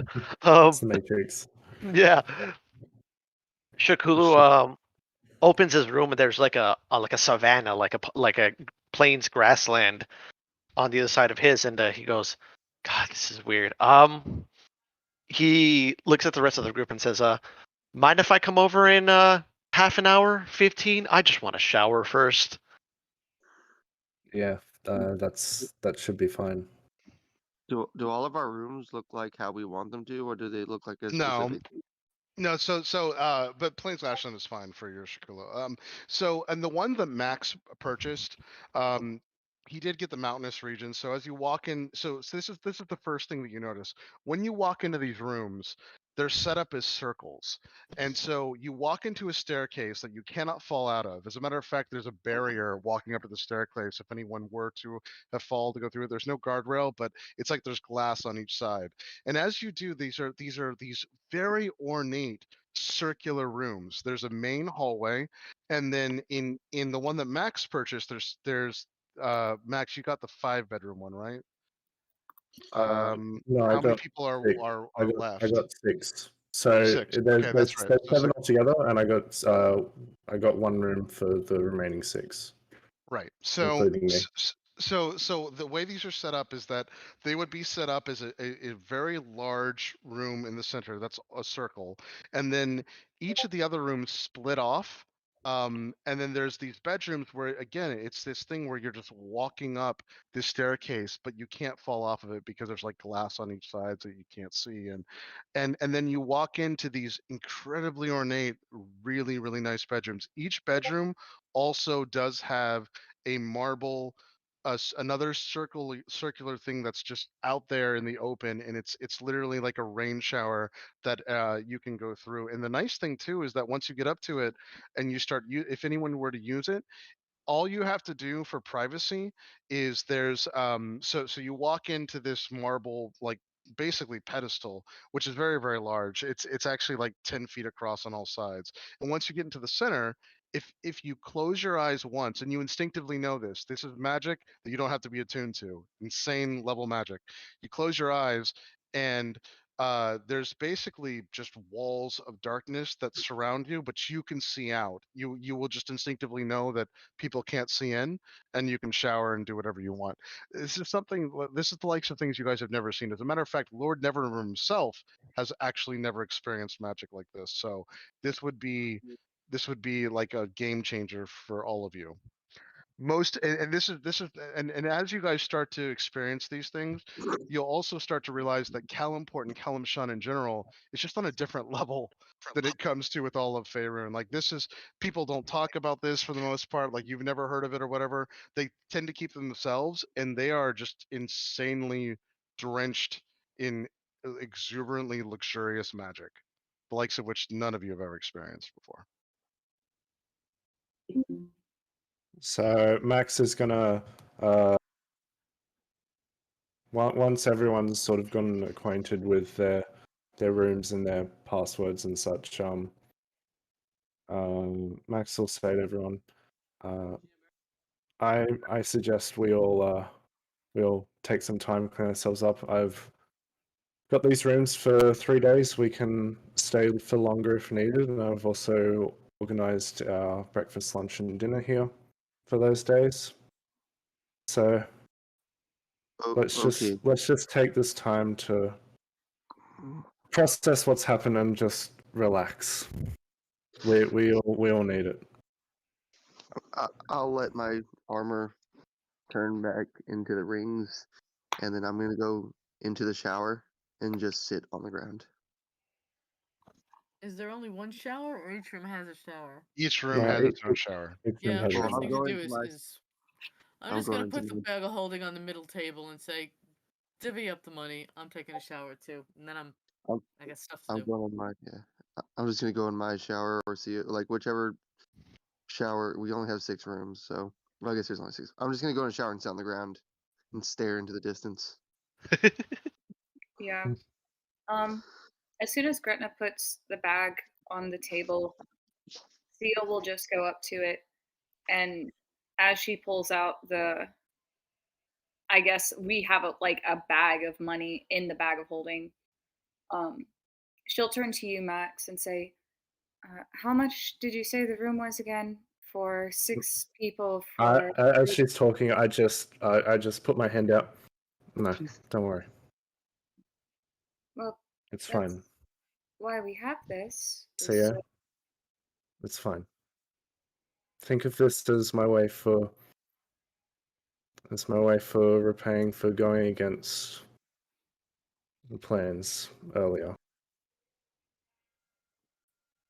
She'll kind of just look at you and I'm trying to think of words. She'll look at you and then back at the money, and at this point she's avoiding eye contact with you. It's kind, Max, and you don't need to spend opulent amounts of money for a penance. Just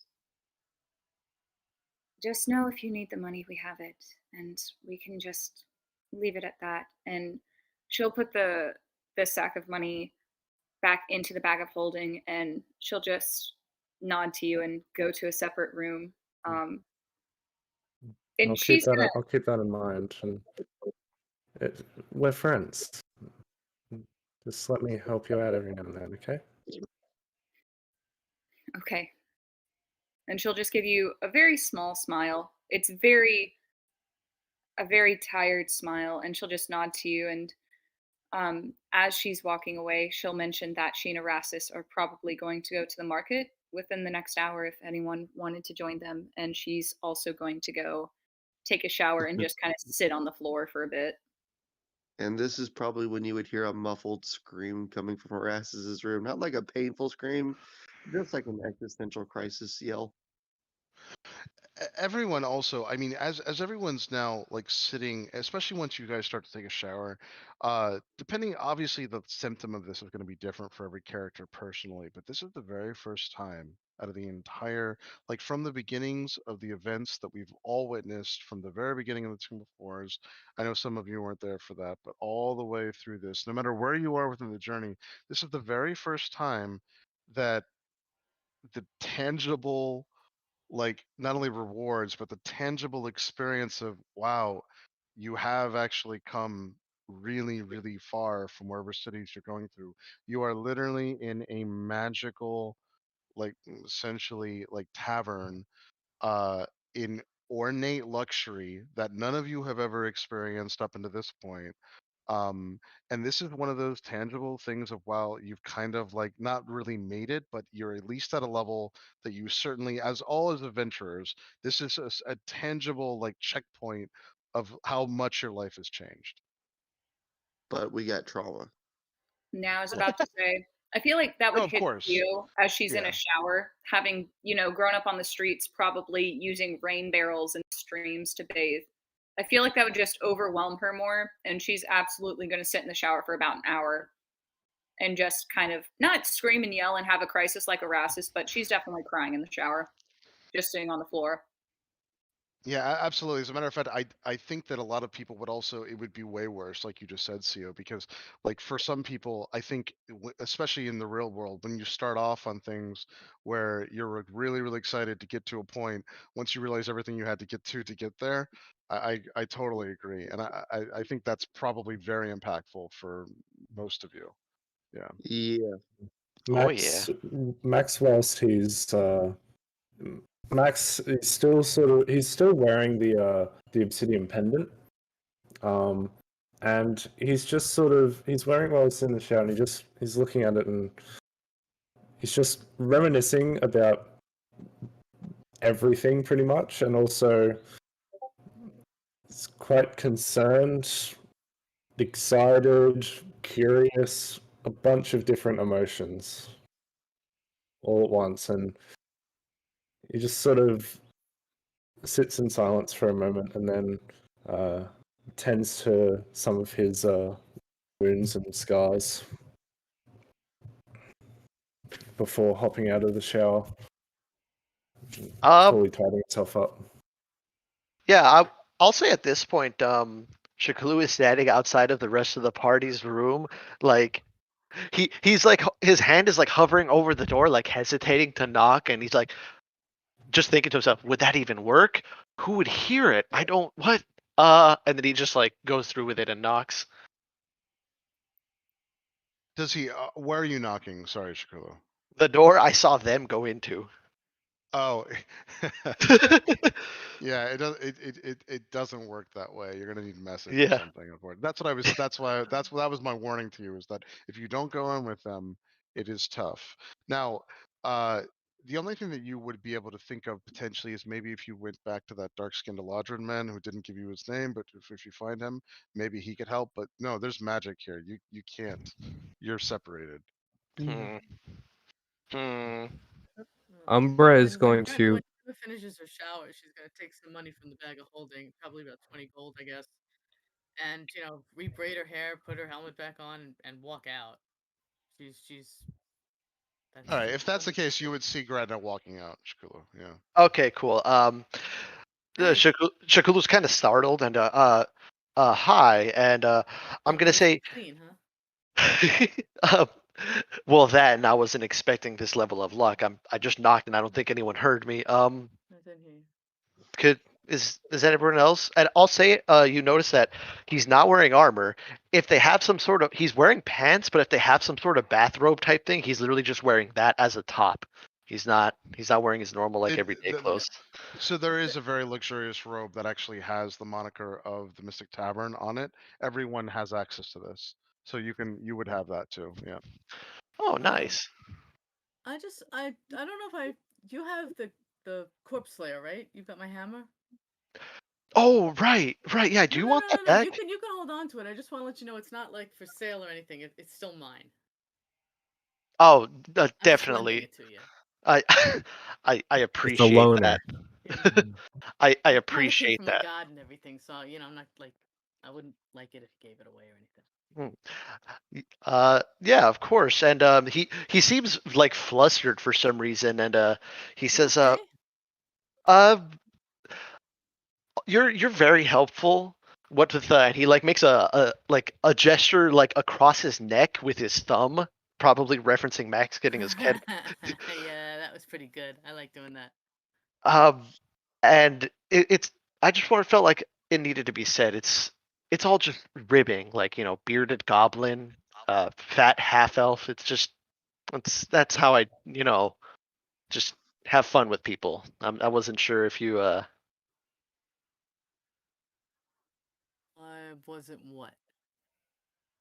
Oh, okay then. Never mind. You didn't even notice. Nah, I didn't notice. No. Cool. Well, you seem to be on the way out, and I just Yeah, figured it. well, I don't know if I'm on the way out yet. I'm trying to find a place. To At this pray. point, Max would come out of his door holding his. He's got his pile of torn, worn, and bloody clothes just sort of folded up in his hands, and walks out, sees you two. Hey. I need some new clothes, so I'm gonna go shopping. I think CEO and Erastus said they were going shopping later. Would any of you like to join us? If I would love to. If I don't find what I want, otherwise you may not see me a little while. But I don't know if y'all want to meet up somewhere later and go drinking or something. That'd be great. So the Eladrin points a corner and he says, "Oh, were the rooms to everyone's liking?" Yes, the rooms are amazing. Yeah, this place has some amazing stonework. Oh, thank you. You should actually go downstairs and see the restaurant. It is absolutely amazing. But he says, I did overhear that you're planning on walking the city. He says, well, I mean, if you want, I certainly could help. What are you looking for in particular? I gestured to my piss poor clothes. I'm looking for some new attire. He As says, "Oh." these are no good anymore. He says, well, friend, he says, there are many, many, many, many fine clothing, especially on the other side of the wall. And he shows you the door to open so you can get back into the other side of the city.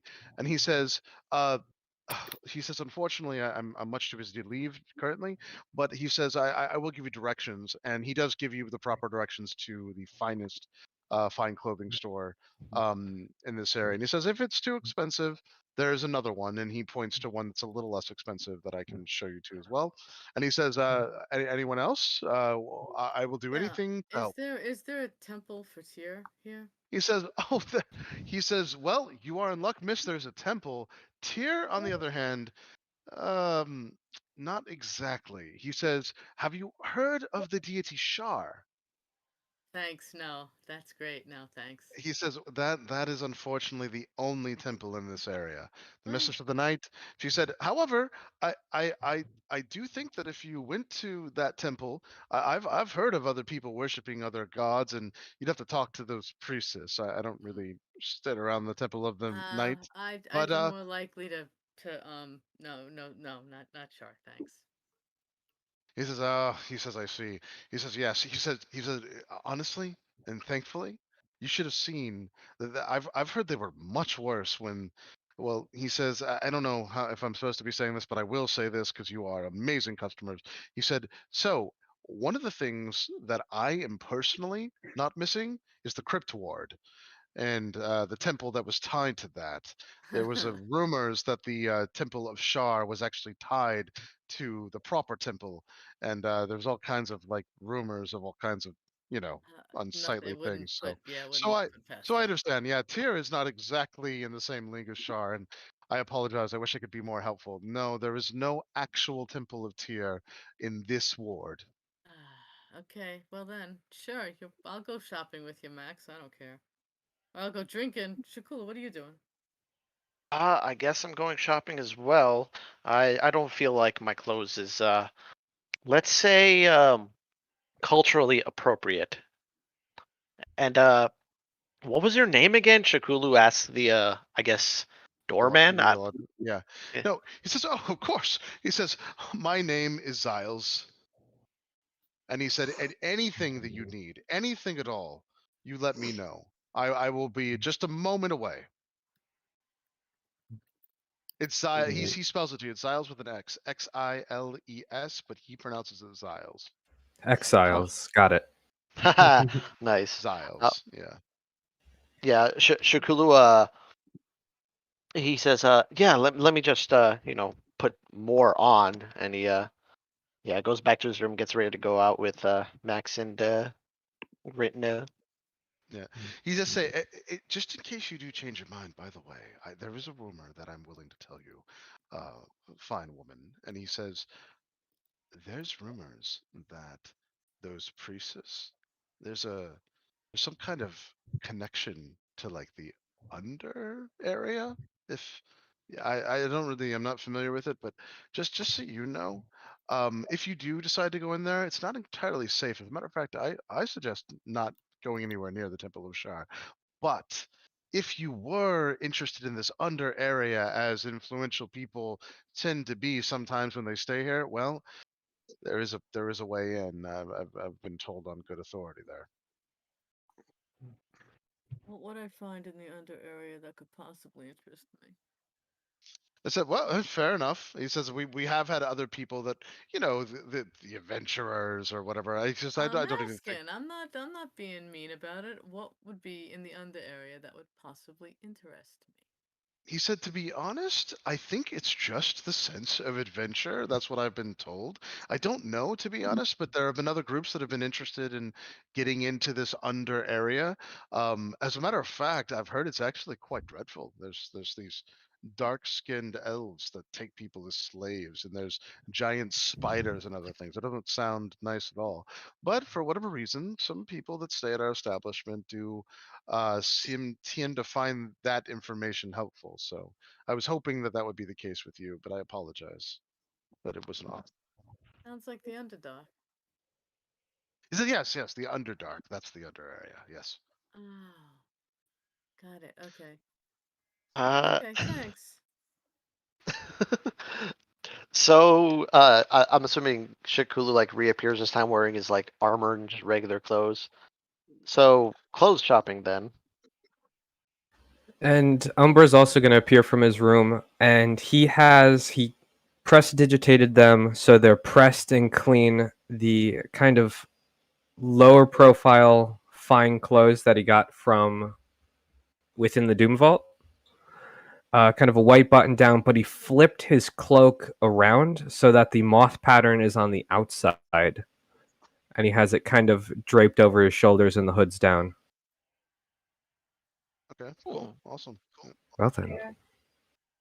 I feel like after how much time has passed, Chris?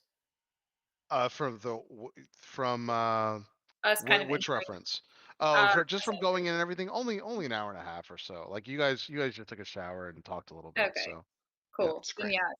At this point, Sia would come out. She definitely looks in better spirits. Her posture isn't so tense and kind of inverted inward, and her hair is no longer in braids.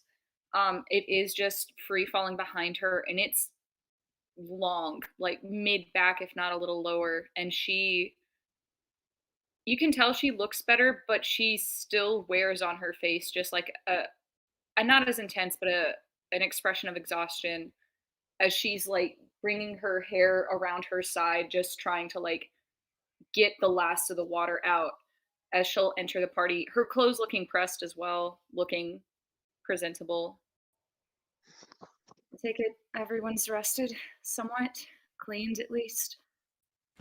Won't I have the can stink of also- hell. Oh my I bad. can clean anyone's clothes if they need it. Yeah, Umbra, maybe you can like do me a favor here. The white, it gets Absolutely. kind of dingy. Right, and Erastus can mend, I believe, if anyone needs it. I know we've been through a lot. There's probably tears. He's Let the me only tell one you. that still hasn't come out yet. I know how to get blood out of a white shirt like no one in this world. Yeah. Very as you guys useful are skill. talking back and forth, there was a guy that was watching the whole group that you didn't realize this until right now. He's a Oh. human. He's a human. He's got red hair. He comes up to you guys and he says, "So, yeah, this is an expensive place, huh? And you're kind of a Don't weird group." interact. Okay, He when I says- said get the blood out of the shirt, it's usually my own. It's not Uh-huh. no one He else's says, blood. he says, friend, I don't care. I can tell just looking at you, all of you might actually be more capable than I am, which is amazing. And he says, so, who's here for Callum and Memnon? And he looks over at everyone very Don't close. engage. I'm afraid those aren't familiar to us, friend. The I, city's from around here. Wait. So you guys don't know who the Djinn of Calimport was? And you Friend. don't know who Lord Memnon was? friend, we don't know how you got into this room, and I'm hoping it was a mistake. Well, he says, what? So here, he says, well, here, can I give you free information? You guys want free information? Yeah. There's Now no we're such at thing it. as free He said, information. well, he said, listen, I'm here with some friends, and like, I don't know, 20, 30 years ago, whatever that second era of Skyfire nonsense was. So there was a Djinn named Callum, and there was this other Lord Memnon. I don't know much about him, but anyway, so Callum was the Djinn of Calimport, right? And he was gonna like invade or something, and I don't know, Djinns do their own thing, right? Anyway, uh, long story short, there was this like big like thing, and all these Genasi from the plane of air, fire, wherever they're from originally, they came over and just all of a sudden are littered all across of Calimport, the city proper, right? So then, and really, you guys don't know any of this? And he's looking at you. Shakulu just like grits his teeth and like By leans the way, forward. he is only talking to the people who are outside. So, Sia, when you were saying that before, this is just to the people that are already out. He couldn't get into your room. Oh, okay. I thought he appeared in the room while we were getting No, ready no. to leave. Yeah, No. I was about to This was cast just on the teleport. outside. Yeah, this is just on the Oh, outside. outside of the room. I thought you said this man was just in our frickin' hotel. No, sorry. I was about to be threaten him. very clear. Yeah, no, to be very clear, Yeah. he can't actually get in. Yeah. Would Greta this- know about this? Would any of us know about this? I mean, like, this, the history of it. It's Yeah. actually very obscure, and it was very contained in that area. So the answer is probably no. Okay. No. And he says, however, you might know a little bit about Genasi, maybe. I don't think you would at all. Umbra, do me a favor and just give me a religion check on when, because Genasi did actually come into Faerun at 1450 DR. So give me a religion check on that. That was a pretty big deal. 25? 25. No, sorry, Umbra. I'm saying it's off limits to you since you were in Tovag. Oh, sorry. I Gretna, thought you. yeah, no, I was saying you can't, but Gretna, you can. What? I'm sorry. What? You can make a religion check Oh, goody. on the Genasi themselves. Yeah, since they did come when you were still there. Yeah, you were in Tovag during this time. Actually, I don't think you were even Is it there? born. Actually, were you born? Me, I don't well, I'm remember at. if he- Umbra, Oh, I don't think Umbra was okay. even born. Yeah. 24. Was it? So 1450 DR. Yeah. So Wait a second. Give me a second. This is not working all of a sudden. This was or you can 30. give me a modifier and I can roll. What's No, your no, no, no, no. Okay, Why isn't this working? Oh, I know why. I'm so sorry. no worries. Shit. It won't be a good roll anyway. It never is. Oh, That's that's a pretty really good. good roll. Yeah. Okay. So so so this is what you know about the Genasi. The Genasi came into Faerun and were before Genasi were just non-existent. There were no Genasi in Faerun. If there were, you would never heard of them or whatever. But sometime around 1450 DR, couple thousand Genasi came in.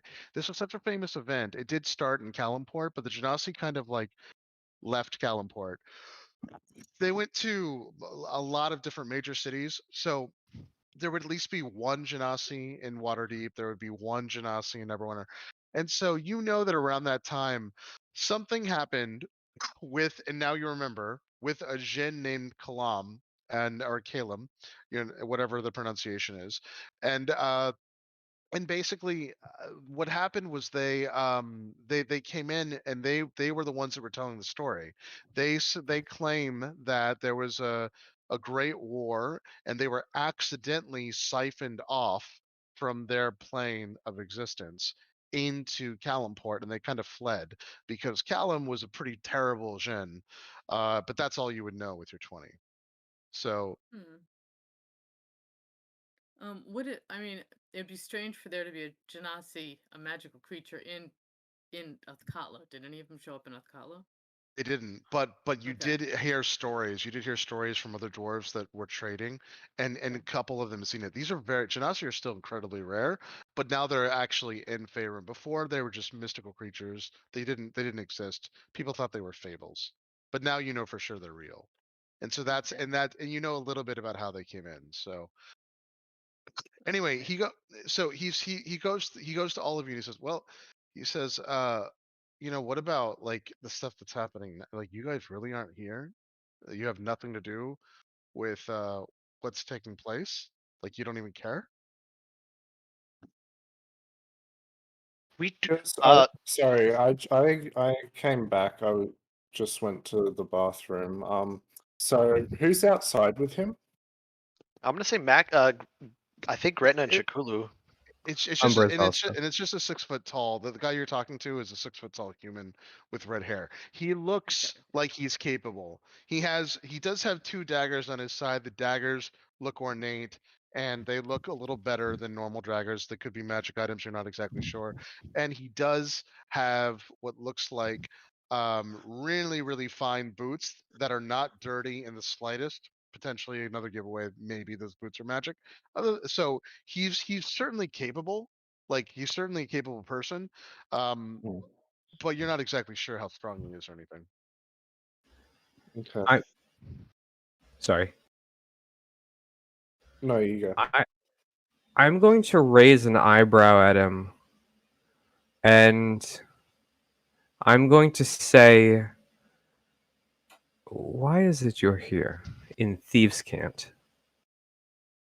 Yeah, and he looks at you, and in Thieves' Cant he says, "Come on, Let's not use that nonsense. I haven't used this in years. And he brushes it off, but he does respond to you in Thieves' Cant. And he says he says I'm impressed though. And he points to you, Umbra. Look, we're really here to enjoy ourselves at the moment. If you wish to ask something of us, at least give us a little bit of time.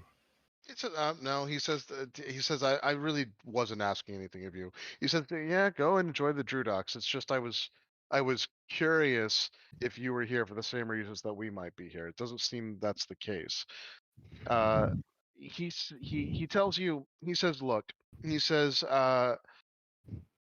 there's big things happening here. Just, keep your head out. When he says Expect the we, worst. when he says we, Shakulu like looks around. Are they being like? Is anyone is there a group watching them? Is anyone being pickpocketed? Like, is there anything sketchy Yeah. going on? Give me a perception check, but there's nothing obvious, but give me a perception check. 18. Okay. Yeah.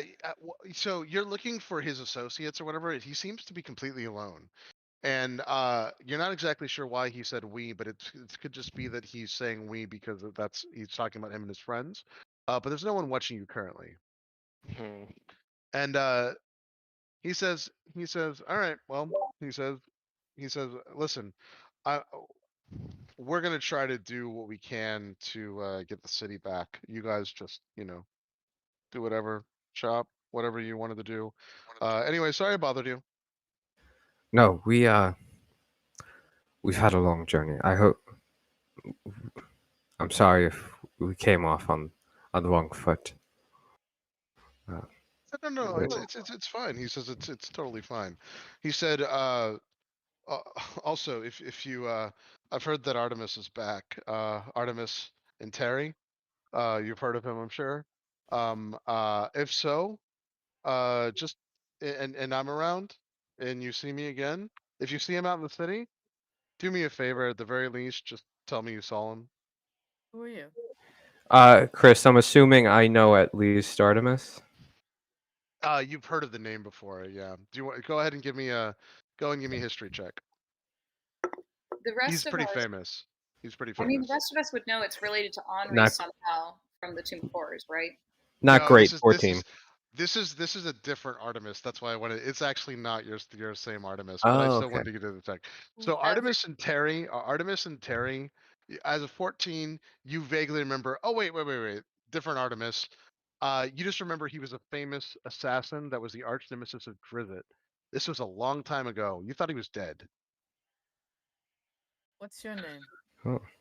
How can He we said- how can we say we saw you if we don't He know said, you? just call me. He said, just call me Jackal. He said, I'm staying in the same place. You could talk to that black-skinned Eladrin. By the way, did anyone get his name? I don't think he ever gave it to me. No, I don't didn't think get so. it. Oh, well, I guess we have to. Well then, yeah, just talk to the black-skinned Eladrin and have him come get me. But anyway, yeah, he said, he says he looks at you, Umbre. He says, I know you know the name. I can tell by your facial expression. Yes, he's alive. Don't know how. You would think that, after the Crystal Tower nonsense that he would have stayed dead, but no, he's back. And if you see him out in the city, we're kind of looking for him as well. So Oh, if it means I get to have a conversation with you, I will absolutely let you know. perfect. Well, it's a pleasure meeting you. He says, thanks. He said, have a good day, everybody. And he walks out of the tavern. I don't think I like him. Jesus, we've been here for 3 hours and already it sounds like we're getting sucked back into something. What are we doing? We're going Relaxing. clothes shopping. Yeah, we actually, I feel kind of bad. We kind of jumped down his throat. He was just asking to just drop him a line if we saw someone. Shakulu has a hand on his coin purse and he just says, I don't know. I don't like him. I think given Yeah. our circumstances, we're all a little bit on edge with recent events. That's why we've come here. We've come to relax. So I just think that we don't worry about it for now. We take a few days to recuperate, and we Would you ever just do that to someone? get our Max? senses back. Would you ever like just walk up to someone and say, "Hey, how you doing?" If you meet these people on the street, tell them I'm looking for them. Just to total strangers, like in a lobby, alone in a hotel. That's kind of weird. Come on. It's weird. I will admit that. However, I don't think we can't. We need to reset ourselves. Essentially, we need to take some time and just recuperate. Trust me. We need to always be on our guard and be a little suspicious. Trust me. Meanwhile, Erasmus is walking out into the common room of our hotel room and just going like, "Hello? Yeah, everybody left. Yep. Where did everyone go?" We're still in the hallway though, correct? I thought we were like right outside of the hotel. You are. We're like You're in the right out. lobby, yeah. You're actually in the downstairs lobby where the doors are. You just come out as he was talking to, but you guys can leave. It's just tough to get your miniature, and if you guys want to, go ahead and try to take your miniatures out. If they get stuck, let me know and I can put them back Yeah. to the I, city proper. I feel like CO at this point would more than likely know Erastus is not there. And she would ask them to wait for a second as she hurries back to the shit. I need Max. She would get to the door, realize she doesn't have the key, immediately go back, What was get that? Max, grab him by the wrist, and then drag him Max, back to the door. Just to be clear, I know that you were thinking everyone has their own thing. You actually are the only one that has a key. You bought the largest room that accommodates them, so you guys all have the same room, and you actually are the only one with the key. That is Excuse me, correct. con CO vibes. did it right. Right. And as she goes back, she'll be like, Max, I actually need you to open the door to get Erastus. Yeah, sure thing. And Oh. I'll open up the door. Yep. Is there like a snack bar in the room? So, I'm glad you asked. So, always ask me about the details because there are insane details about this thing. So, in the main area, there is a little alcove. In that alcove, there are these really, really sweet tasting things that look very similar to apples, but they actually have the same consistency as strawberries. And you've never had Oh. this fruit, and when you bite into it, it's syrupy sweet. How many are there? There are 6, but surprisingly, as you eat every single one, Erasmus, they come back. Yeah. Oh no. Those are all going on the bill. Or and you see like Erasmus just laying on his back, surrounded by like a pile of the wrappers for those things, just like groaning softly. They're actually fruit. So they're actually fruit. There's no even wrap or anything. They're just like out there that they're displayed immaculately. And as you take the last one, you like your eyes light up as it just fills back up. It's so crazy. funny. Yep. Somehow we ate 4 platinum worth of strawberries. Surrounded by half-eaten Well, strawberries. there goes my And what? like strawberry bits like all along his face, and he's just laying on his back in like a sugar coma because you left him alone. And Cyril and Max just walk in. Yeah, he left him Oh no. alone. Left him alone with the mini bar. What did you expect? Erastus, are you wanting to nap this one off, or are you hoping to go shopping for actual sweets? And I can he's get them he's for gonna you. eat one more he's gonna eat one of the strawberries which was sitting on his belly before All right, cool. I All right, just do me a huge favor. Give me a Constitution save. Oh, God. Oh no. Fucking shit. You're gonna go into a food coma. He's just Yeah. gonna slowly retract into a shell. roll for that. He died the way he lived, a biscuit boy. What'd you get? Roll for diabetes. Oh no. Right. Okay. Erasmus, you're not like piss poor drunk, but you are intoxicated. Oh my Oh, shit. god. They don't sound good, guys. They don't even, and the best part is you would never have known because they taste nothing like alcohol, not even a tad bit. Yeah, I got a think- 22 on insight. I can definitely tell he's drunk. Yeah, yeah, you are Um, slightly under the influence of whatever this is. It's alcohol. It's the same effect as alcohol though. I'm gonna have another. Erasmus, uh, he want yeah. Co's just like he's eaten too much. He's not drunk. He's 13. I'm just looking at Erasmus. I'm not quite sure what to do with him.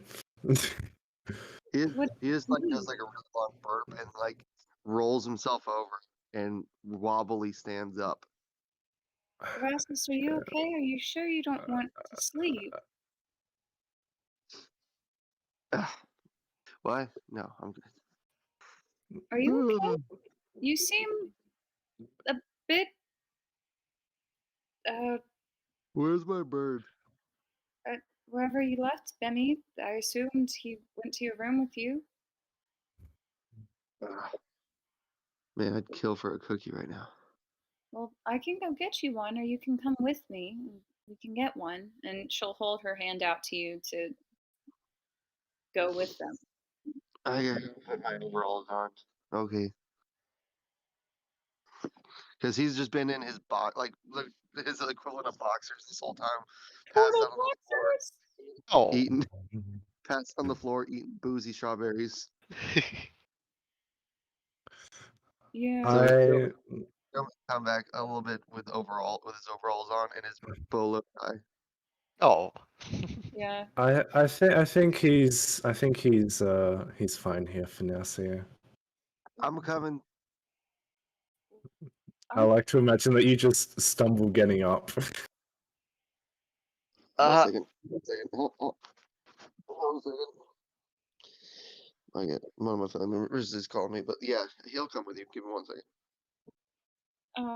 While All right. Erastus is going, and Chris, how long would it take Erastus to get dressed in a drunken stupor? Only like 5-10 minutes. You can Oh, help him okay. too. Yeah, anyone No, can help him that's as well. Max, fuck no. He's a big boy. He can dress himself. I just wanted to tell Max some shit. Max, I hand him his clothes back, and they're all clean, and they smell like fresh linens. Oh. There you go.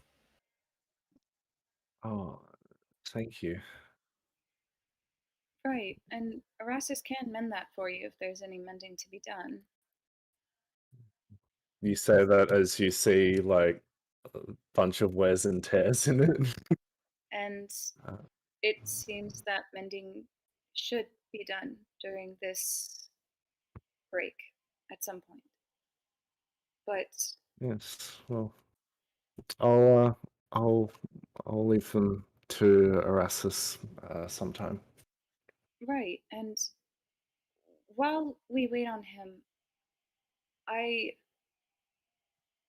understand that we're all trying to decompress, digest what we've been through individually and as a collective, but I'm sorry if this is sudden, but I want to tell you before I forget.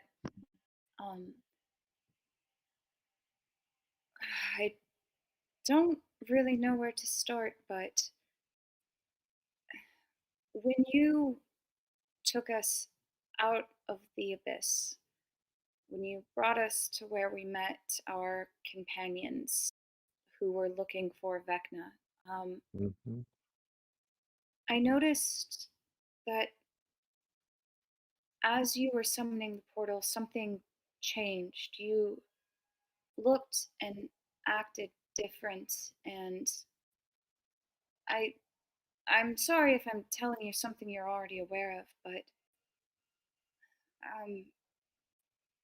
well, I think you're in a situation similar to mine of sorts. You see, tieflings, we come from a cursed bloodline of sorts. I'm still trying to hash out the details of that, but I think from someone in your bloodline, you're not devil per se like me, but possibly demon somewhere.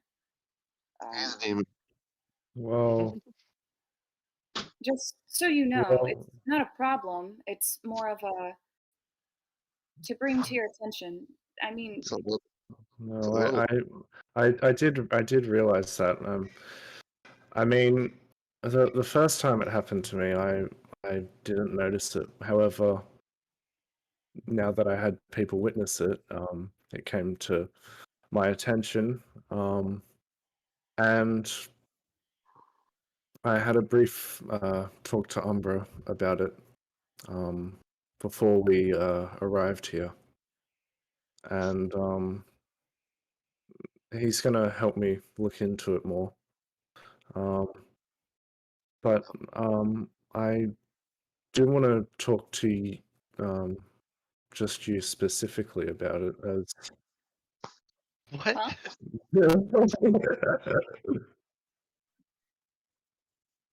Oh shit.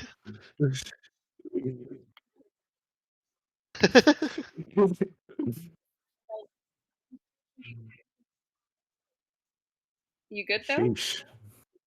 I'm glad you're okay. Jesus. Your heart just skipped a few beats, no big deal. Okay. Um, yeah, I do want to talk to you about this specifically, Sue, as I I I feel like this I I've done some things in the past, and I feel like that this recent discovery of my bloodline might be the cause of it. And as you said, sort of in a similar situation with that, and it'd be nice to have someone who would be able to relate to it somewhat. Right. No, and And when Max says this, like one of the usually Max is sort of cheerful. He's always got like a strong sort of unwavering look about him.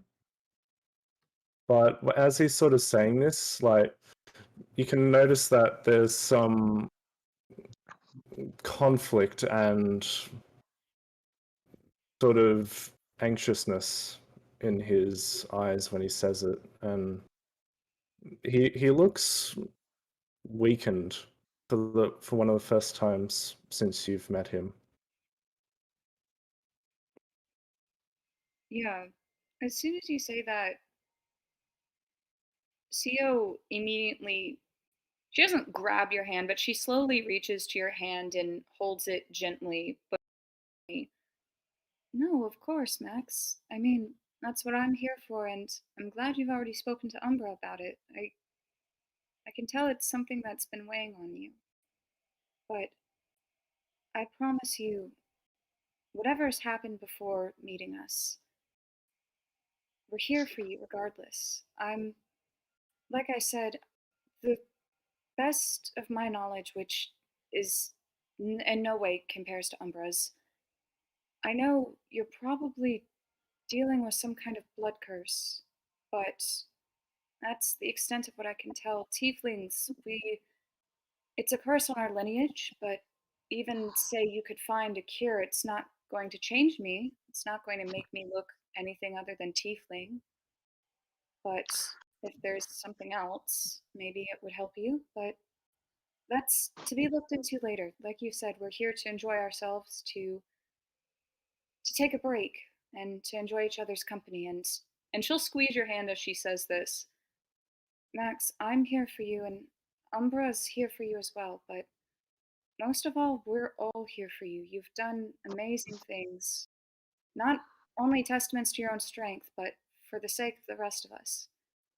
We're here to support you in whatever it is. But if you ever need someone to talk to, I'm happy to listen. Max will squeeze your hand back, and he's just gonna ask you if you could change that part of yourself, would you? I don't think so. I don't think there's anything wrong with being a tiefling, and I don't think there's anything wrong with you, and I think Umbra has something similar going on with his own lineage, but I don't think there's anything wrong with it. I don't regret being a tiefling. I do hate the way people treat me, but I've known amazing people of all races, and my parents being one of them, I don't think there's anything wrong with us. Like I said, if I could change it to make sure that other people don't suffer similarly, it would be so people don't treat them as they treat me. It has less to do with my race and whatever curse is on our bloodline. So, even if I could, I don't really see a need to.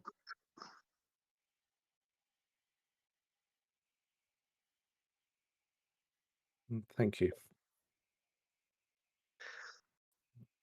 Brass is going to, because he's following you, walk up and then just karate chop your hands where they're touching and make them separate. Oh. Well, Erastus, if you just wanted to hold hands, you could have told Yep. me that much. And she's going to go to grab your hand and take Max's hand Run again as away. we exit the Run room. away. You run away. I run away. Like Uh, down the street, around the corner, I run away. Oh, you're like out the building. Yeah. And that was the last time we ever saw that turtle. Drunk turtle in the streets. He's a weird, I'll say to CEO, he's a weird one, isn't he? I feel as though we all are in our own way, but Arasis, maybe a little more than anyone else. And she'll kind of just give you a smirk as she starts to walk out of the room and towards the rest of the party, and eventually we'll try to fucking find Arasis. One thing I've noticed about Erastus is that he seems outside of his armor, he's not quite as confident as he is whilst in it. It's pretty perceptive and right on the nose, to be honest. I forget how young he is most days, but he's incredibly intelligent, and I think to compensate for his lack of life experience, he projects his intellect mainly in the armor and through Bemi. It's an incredible work. It's something I've never seen, and it's incredibly impressive, but I think in a way he uses it to compensate in some way. But I've never dug too much into it. He's happy and he's safe that way, so I think you're right. I think it's just his way of expressing himself. Well, it's definitely it's a very identifiable part of him, and definitely sets him apart from others. However, this is something. I guess it can be applied to this. It's something my master told me when I was learning how to fight, and the way I see Erastus is that he's definitely a valuable ally and an amazing friend. And I hope that I can help him. I hope that I can help him find confidence in himself just outside of his armor. Because when we were in the abyss and his armor got disrupted, he felt useless, and I have a sense that there are going to be many times like that where if we continue on together, he'll have to face that again, and I don't want that to be a reason for him to, I guess, just as harsh as it sounds, it could get him killed.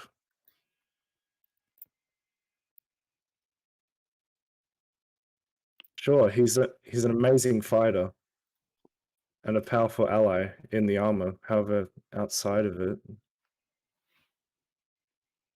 I think he just needs to find more confidence in himself rather than himself in the armor. Much more perceptive than I thought. And Sea will kind of look to you, and you can tell she gives you a very warm look as you talk about Erastus fondly, and she'll kind of break eye contact when you start to describe uh like the pitfalls of Erastus depending on the armor. Um I I think you're right in a sense. Outside of the armor, Erastus still has a lot to offer in the ways of, general advice and extensive knowledge, but it is You guys realize you let him get away. Huh? Yeah, Yeah. no, she knows. She's hoping you're slightly reasonable. Theo doesn't know you're drunk. Um, I will say, as Max and Seal are like holding hands, approaching the rest of the party, like Shakulu's like leaned up against the wall, the door to the outside of the inn, and he's like asking Gretna while pointing into the crowd, like, was that ours? I think so. No, it was the other giant armored turtle in the city. And what do Oh, you well, see then yourself that explains doing? that. Good. Thanks, Yeah, thanks, weren't- Umbra. And I what do you went see both yourself doing, Erasmus? Well, where did you go, I guess? Oh fuck. Where did the drunk turtle go to? I'm just running around Under the Look. sea. Pacific Rim-esque is what I'm imagining. looking at sights and eating the 6 other strawberries I smuggled out. Oh god. Well, so damn it. if you okay, so here's the thing. So if Oh. you do open the door here, you do get teleported back over on the other side. There is what looks like a giant swimming pool, but it's actually just a common area with water here. If you look at the stream, and then of course Oh, I there's want to this. go on the streets. Yeah. Yeah. Yeah. Ooh, swimming pool. Do you jump in the water? No, I'm just looking down in it, see if there's fish. Okay, so when you do look down on it, there's other like so the sides of this are pure gold, and it is pretty ornate. It does have these white painted strips on it going through it, but it looks like animals also sometimes like drink out of this as well. But you can't see the bottom. There are no fish, and you're kind of like you you're kind of mystified on why this thing exists. Um, but little do you know, as you're walking past, you wouldn't recognize this before, but it seems like water is kind of a luxury here. And then since you're so smart, you put that together. Like maybe maybe it's just like ornamentation because it's water where it's not supposed to be. I just want to walk around and look like a tourist in New York, just oohing and on and everything. Please tell me you're wearing That's cool. socks and Yeah. sandals. So so Erasmus, you're going to be over in this side here. What do you guys want to do over back at the inn? Shall Uh, we go shopping? Yeah. Yeah, Us- let's go. Assuming Max and Seal like okay, they caught up, so Shakulu will like go with everyone as they're talking about going shopping, and but he will seem kind of worried and say, I hope he's fine alone. Yeah, so you guys get back over here too. You're gonna like it's not gonna take much. You're gonna see like Erastus just being silly and playing over in this area over here because it is such a like open market area. So eventually you'll be able to catch up with him. It doesn't seem like he went too far. Um that said, there are lots of people on the street, and this is a very busy time for this. So what do you guys want to do? Max, are you heading over to the fine clothing? The directions that he gave you are to the building right over here. If you can see the stream, it's this one over here. Yeah. Max will head over there, and I'll inform like the group that there's some fine clothing places up there if we want to take a look. Well, you're the one who wants clothes. Go into it. Check it out. Right. It'd be nice to treat yourself, but I think I'll go try and wrangle Erastus and collect anything from the market. Any requests before I go my own way? Uh, I'll just say I recommend not getting any booze or the likes. Erasmus has already had one too many. Wait, Those what did those he do? fruits. Wait, The- where? Somebody's the- been drinking? Yeah, what- Not necessarily. Those he's intoxicated. The envy is palpable. The strawberries. Oh, man, without us? Oh Wait. God, he drinks alone. That's not good. That's Oh. a bad sign. Well, Yeah, no, we were all there. Sio's face will Okay. fall with recognition because she didn't piece together that the kid, because he's 13. She sees him as her little brother, and Sio doesn't drink. So she's just like, oh shit. And she'll immediately just nod her head in recognition and hurry off to wherever she hears Erasmus splish splashing. Good luck. Yeah, so you guys will find Erasmus eventually over in the stalls in this area here. Can we say, and that that's I've on the drawn? way. Can we Go say ahead. that I've drawn a small crowd performing tricks with Bimmy for Yeah. like Aladdin with Abu, like performing tricks for Copper, doing like this stupid, obviously bad improv routine with my zero charisma. Yeah, as a matter of fact, as a turtle, people would have been looking at you anyway, and if you stopped to perform, people would kind of expect you to be a performer anyway, considering that you're like an exotic race, and they would just assume that you had to perform to like survive or whatever. So yeah, you'd be able to easily draw a crowd over, and if you're showing Bimmy and stuff, people will be impressed by that. Yeah, I'll do like tricks with like the mage hand and with Bimmy And you would see this, Max, on your way to the fine clothing store. I'm doing like a little dance in the street, and Bimmy's like mirroring me. Hmm. Order to Well, go back I'm to with the Max, shopping. so it's like, Well, we As- found the so- pink turtle.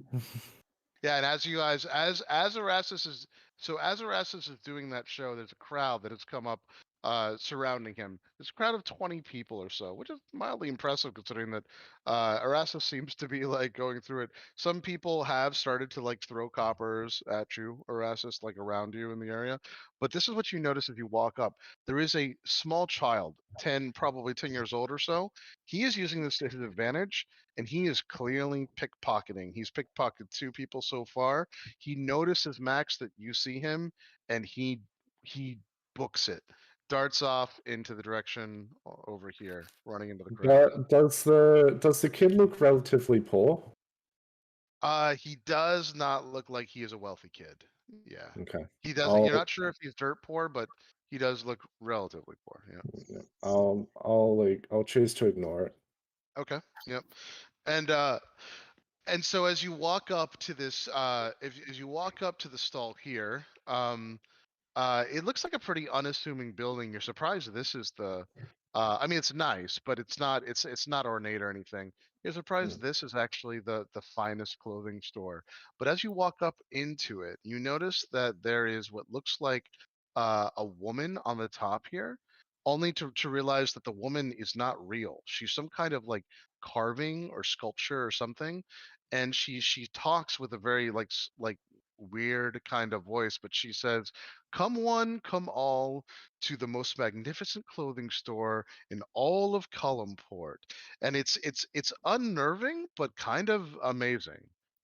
Almost like maybe she's clockwork or something. You don't actually know. And then as you get closer, this place smells amazing. Like as you get closer to the door, clearly they have some kind of. It smells a little bit like orange and vanilla and some other tobacco-y smell, but it smells like money. Like it smells really, really good. And as you I've walk, gone with Max just to let you know, Chris. okay, cool. Thanks, Gretna. So Gretna, you're seeing all this too as you walk in as well. And as you open the door to go in, like it's small, but this is a very, very, very exclusive store. Matter of fact, they have nothing on the shelves at all. You walk in, and there's only a man's like noble like shirt and pants, and a woman's no shirt and pants. And as you walk in, that's the only things in the shop behind the counter of a relatively really old man, human. He's around 60. He looks pretty frail, and he says, "Whoa, hello. You've come to the right place if you're looking for the finest clothes in all of Kellimport." He says, "You can see that we only have 2 pieces of clothing, and that's because everything else that will be done is not only custom made to you, sir, and you, madam." Is this your wife here? No. No, we're just friends. Oh, my apologies, but but regardless, we can make anything. We can make anything that you want, anything that your heart desires. And then he says, come on, boy, come on up."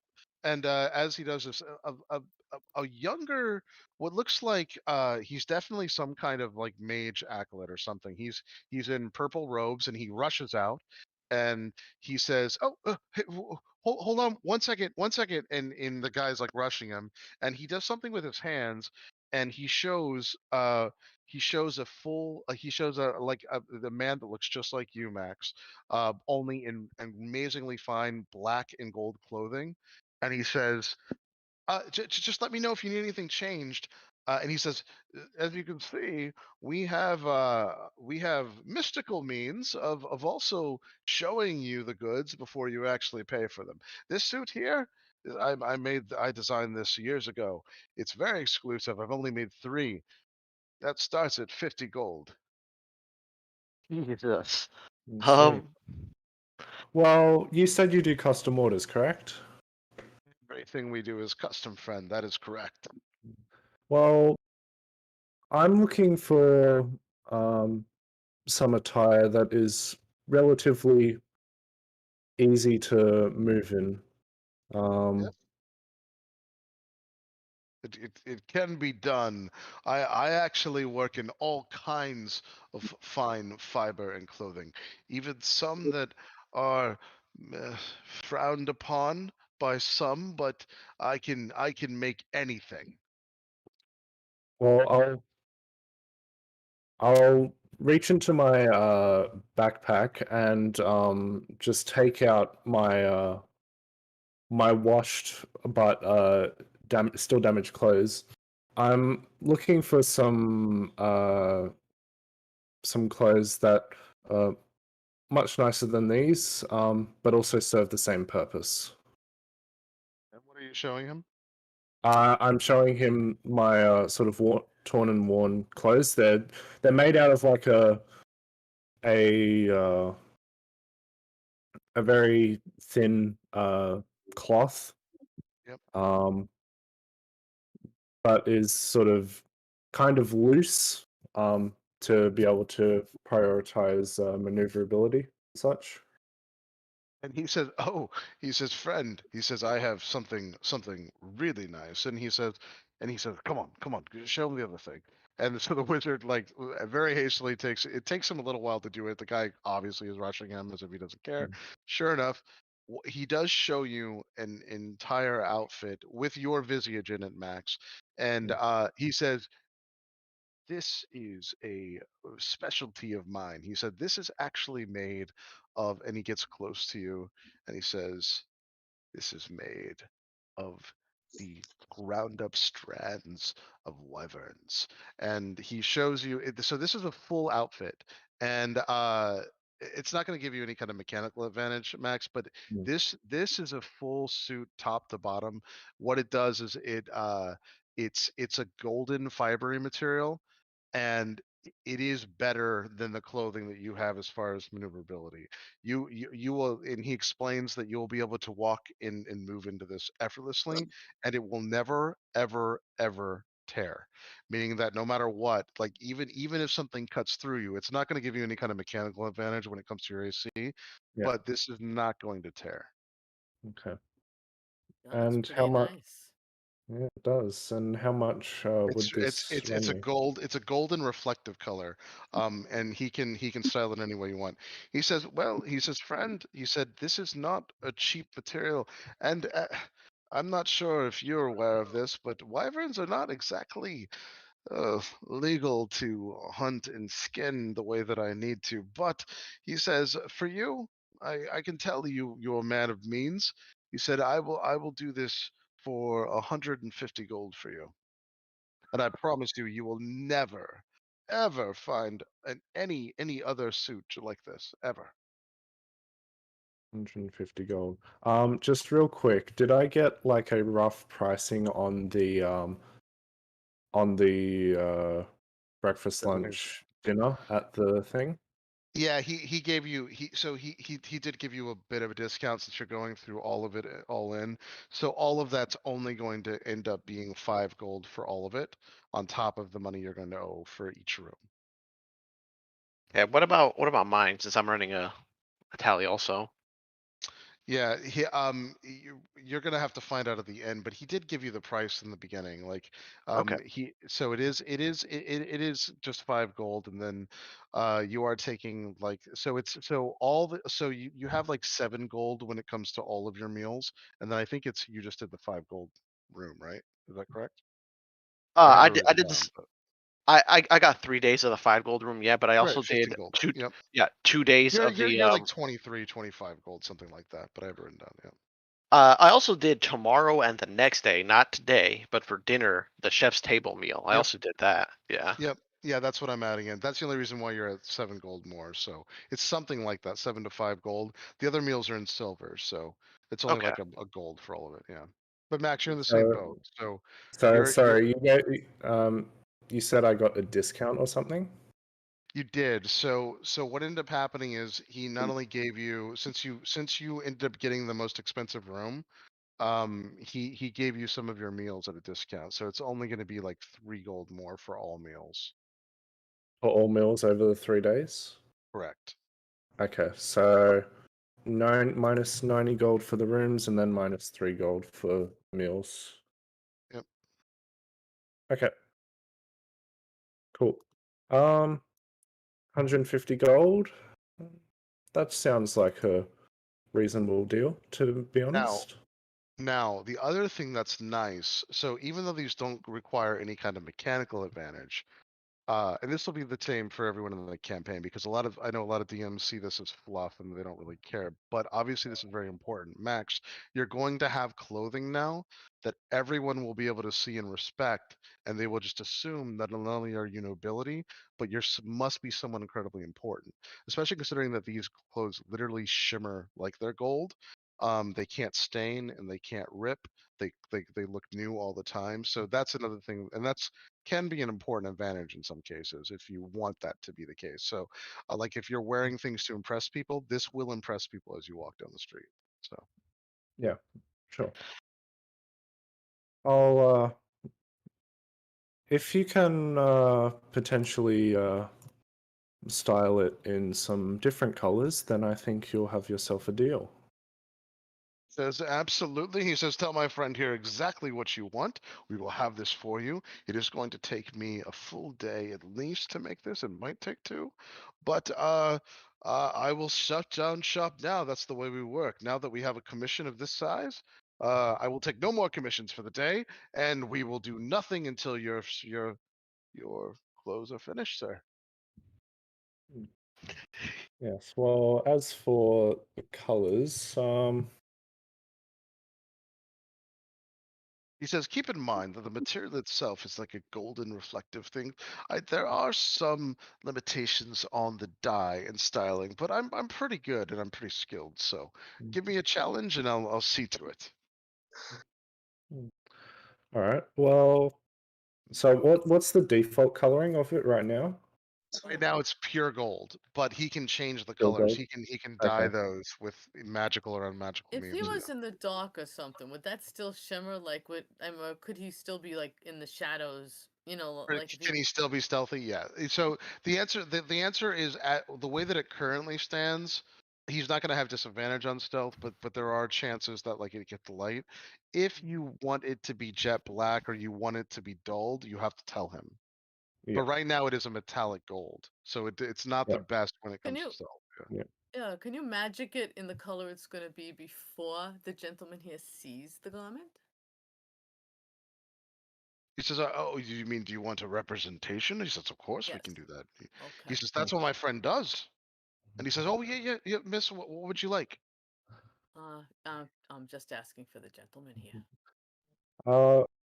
Can I see how it looks in preferably a jet black with maybe some red lining? Yeah, red. That's what I was thinking. He says, well, "Of course, sir." And he says, and he does. And in the first iteration he shows you, it's jet black but still shiny because it is made of wyvern hair and that is slightly like metallic. But he does tell you that for an additional 5 gold, he will dampen that so that it doesn't have that metallic sheen if that's really what you want. It will I'd be still look willing to pay fine that though. extra. I'd Yeah. still be willing to pay that Okay. extra 5 gold. Yeah. So he says absolutely. He says this might take him a little longer than a day because he needs to go through and dampen the material. But he says he will start now and he will send for you. He asks for where you're staying. I'm staying at the Mystic Tavern. His And eyes like give you an eyebrow again. He says, "Wow." He says, "By all means, sir, we will have this for you as soon as it's finished." yes, please, I will be staying here for a few days, so do take your time to make sure it is fully ready. Yeah, he says it is none of my business, sir. And of course, if this is prying, then by all means, I will stop asking questions. But are you of noble blood, nobility? Uh, no. I've just been around to many places and acquired many skills. I see. I see. Well, very well, very well. And he says we will get on this right away. So that Poor was Gretna, if she wanted 100. clothing, she's gonna have to wait. He does say, Miss, but I didn't mean to be rude here. And if you do want something, just come back when this is finished, and we will start making yours as well. Perhaps a nice dress." I catch the intonation in that one. I will think about it. Thank you. I will see how this one comes out. He says, "Haha." He says, "Yes, of course." And he starts to get everything. He does it. So as soon as you guys leave, true to his word, he does close his shop and he boards it in and looks like he is going to start going through this. But Max, now you can see that this might be another thing too. If it looks like he does rather large commissions and they're set up so that he can only do one set of clothing a day or every other day, and he may not be getting sales every other day. So it will be an exclusive thing. Like you're probably one of only 100 people or maybe 1,000 people in all of Faerun that have ever bought anything from him anyway. So this is a pretty exclusive thing. Yeah. Well, And you see one can't. That's a nice looking outfit you're gonna get there, Max. This is 1/10 yes. the cost. I mean, if you think about it, like I mean, you can get you can get an entire house, cheap housing, permanency in like Neverwinter for around 4,000 gold, and you just spend 150 gold on You know, clothing alone. So it's very expensive. It's But, worth, Max yeah, but is, it's worth Max it is because you're never gonna have to, yeah. wear anything else. It'll always be nice and clean. Max is expending his winnings from his time as being a gladiator right now. Yeah. Yep. Okay. All right. Who else wants to go shopping? I would. I don't know if this shop is a paper shop. I'm by, but if it has books and paper, I'd love to stop in. Let's see. Where are you? Let's look. All right. I'm right there under the I'll awning. usher Gretna to join me and see if Erasmus is still performing. Yeah, that's Yeah, where and where Sia's he got the liquor. I want something to drink. It was no liquor. It was these fruits that were in the main lobby of our room. Oh, all right. Well, that's happening later. And This yeah, this this is not a paper shop, but it is a magic emporium. So Umbra, I assume you'd want to walk in. I would love to. Yep. And I'll walk in Pan, with I think Pan. you're with him. Yeah. Cool. So you guys walk into a very strong smell of incense. Um, inside of this room are a great deal of like what look like magical artifacts, knickknacks, other things. You don't know if these are magic items yet, but they certainly look like they're magical curiosities. The thing that's fascinating, and at the front of this, there are a lot of just open things, not only bookshelves, but also a mismatch of just what look like objects that could be considered magical, although you're not exactly sure, along with various things like tombstones and other things that mismatch, but these are all on the outsides of the shop. When this incense hits you and goes over you, there's a man standing there in a hood. He is unnaturally tall. He is 7 feet tall. You can't see his face, and he says, "So you've come to my shop. It must mean you are discerning in the ways of magic, I assume." I would say so. He says, "Very good, sir. What are you looking for?" I was wondering if you had any paper and ink. He says, "I assume you're looking for the variety of paper and ink that you can use to copy in one spell book or copy scrolls. Is that correct?" That would be exactly the type. He says, "Yes, well, do have sapphire ink." He says, "I also do have very fine parchments." He says, "But tell me exactly what you're looking for, how much, and I need to know costings. Like, what exactly are you looking for as far as like the gold percentage of these inks and paper?" I was looking for. And Kaylee, just so I have this correct out of character, you asked for 20 gold worth of paper? I just need. CO asked me? Yeah, CO needs one sheet of paper worth at least 20 gold, but if there's a bundle, she'll pay you back for whatever you get. All right, so Is that I what spell is that for, CO? Private warlock information. Oh, gotcha. No, the reason Ooh. I'm asking is because are you sure it's also not the ink? Like, is it just the page cost, or is there ink cost associated with that? That's why I'm asking. I do not know. I would double check I it, will is what I'm double saying. check though. Yeah. Yeah, and he says, so he says, I do have several Jib inlaid inks, and he shows you sapphire ink, a ruby ink, and an ink with several other crystals all combined into it in gems. Um, and by the way, this is all like all the gold things are canon. That's why he needs to. He actually does. There's a standard gold costing for this amounts, and so he talks about these amounts in golds, and that's of course because your DMG also does the same thing. So he says he does have an actual piece of parchment with not only what looks like interwoven metals on it, but and he says, "I only have a few of these. They are very expensive. They don't even start at 20 gold. They actually start at 40 gold, and he has 3 of them. He would rather you buy all 3 at once, but if he has to split the set, he will do it."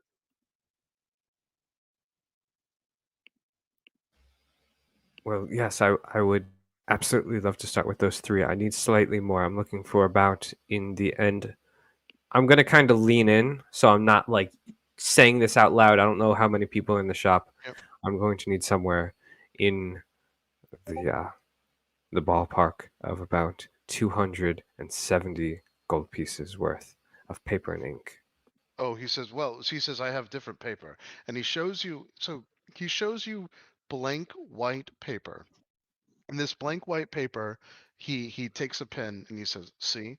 And as he goes through and starts scripting it out, like anything that he does, it actually also shows geometric patterns to where it matches up with the spell that he's trying to decipher. He said, "This is what you're looking for." And he says, "Yes." He says, "However, this doesn't come cheap in that way." He says, "You have to buy it by the book binding. So if you do go this route, you're going to have to spend 400 gold on, and it's a whole book with this paper in it. He's not ripping it out. He says he won't. He says, so Okay. you need to spend 400 gold on this, but he said you will have 400 gold worth of that. It's an entire book of it. Well, I definitely think it will get a use. Um, Yep. So that's just the paper. I also need ink. Yeah, I think it's the ink. Yeah, that's what I thought. Okay, so and he says, yeah, he says the ink is by far the most important. The ink is the most expensive portion here. He says, you know how this is made, right? And he shows you the ink has like shimmers in it, and he says, look, normally I don't sell these in 50 gold pieces because it's too hard to come by. He says, do me a favor. If you buy the whole book at 400 gold, I am going to sell you the proper amount of ink. And he said, my ink is finer than the others anyway, so it's going to be more pronounced when you're writing down your. He says, well, we're all mages here, right? But if you write down your runes with this ink, especially if you're writing teleportation, like runic symbols, he says you can't actually use the ink for that, but you can actually like copy them in the book and like test them out. And he goes back and forth with you. He says, well, he says, regardless, this is what you want. And he says, you're going to have to to take the whole lot, though. It's 500 gold. 500 gold for just the ink. Yeah, he wants to sell you all 500 gold worth of the ink and 400 gold worth of the paper. He's basically saying that you can either take paper for 400 gold, or you can take the ink for 500 gold, or you can take them both for 900 gold, but he's not going to split them up for you. He said if he has to, he's charging you more for this. Premium. That's good.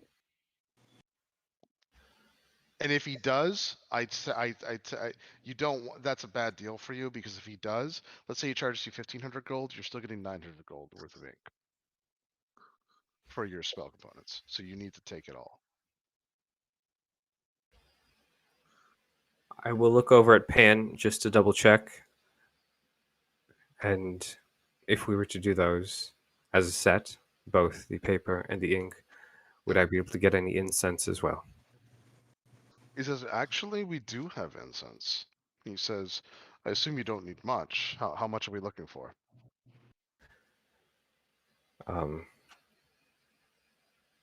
I was thinking in the realm of about 50.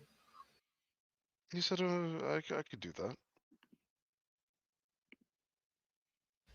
All right. Does that sound good? He says, yep. He says, yep. So, so 950 gold for everything. That is correct, right? 900 gold. 400 gold for the paper, 500 gold for the ink. We're doing 50 gold in incense. Is that correct? That sounds. I'm just double checking with Pan, who has the bag of holding with all the coin in it. Yeah. Or not the bag of holding. Just when we divided up the coins, Umbra Yeah, she had doesn't have the Pan hold on yeah. to some of it.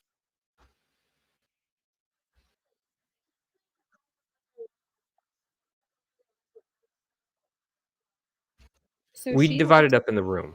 yeah, she Well, left it on we the actually table didn't in the do that. room. You just put the bag of holding. You just put the money back into the bag of holding.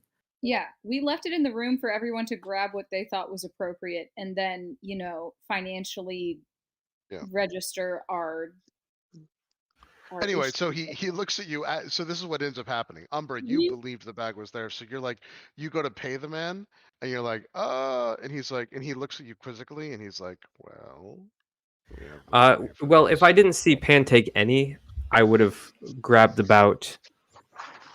Hold on, I don't have the one note in front of me. I think it's about He 3,000 sees you gold. guys are struggling, and he says, listen, I know this is a large amount of gold. Come back to me when you have the proper amount. Wolf. I will go and I will. So he wants to do the He set. says, by the way, that is a large sum of gold. You'll need to come back in a small chest anyway. He said, we have means. He says, where are you staying? You must be staying somewhere reputable, somewhere that's nice, I assume, right? Yes, we're actually staying in the Mystic Tavern. Oh yes. Mystic He Inn. said he says I know what you mean. He says yes. He says we can work that out. He gives you a small what looks like glass rod. He says give this to the proprietor and he will know what to do, and we'll work this out. We'll do the money this way. He says but please he says, I do. Another person has come into the shop as you guys were talking. He says, I do need to attend to others, but he says, as soon as you have the money, come back and we'll make the exchange. I will be back in about an hour. I just Perfect. He said, perfect. Yeah. All right. All right. Who else? But yeah, you will. He surprisingly, this guy has some stuff. And so for when it comes, this is like one of the only places there is 3 other places that are like him, but this is certainly one of the only places where you can get stuff like this. So this is I just want you to know this is not common. You're not going to be able to even walk into like Neverwinter and like start getting stuff like this. This is not common. It will be hard to get stuff like this. So this is a rare thing.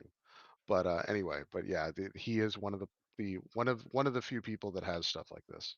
So, Hmm. and what does everybody else want to do shopping wise? Well, I was looking for clothes, but Max bought them out. So, There what about are, yeah, I the, was gonna the say cheaper you will place? have to Yeah. come. You will have to come, or you can wait. Since you're going to be here multiple days, you can wait till tomorrow. Well, the There is a freaking cheaper place though. yeah, that's what I wanted to go check out, the cheaper place. Okay. All right.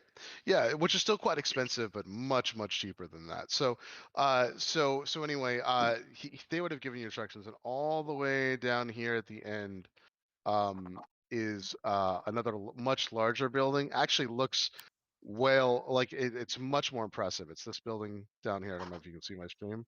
Um, and it's actually multiple stories, and it's got different clothing shops in it for men and women. But this place is the place that he would have told you about. It looks way more impressive from the outside, far less obviously exclusive.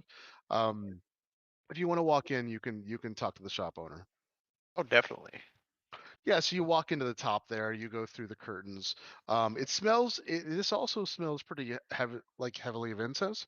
Um, you walk in, and there is an ogre behind the counter. A very large. The ogres are large creatures, What and are you doing in my shop? exactly. And by the way, known to be just straight out monsters for most of Faerun, not the most intelligent creatures. And he says, "Good day, sir. Would you like to buy some fine clothing from our establishment?" And he is dressed exceptionally well.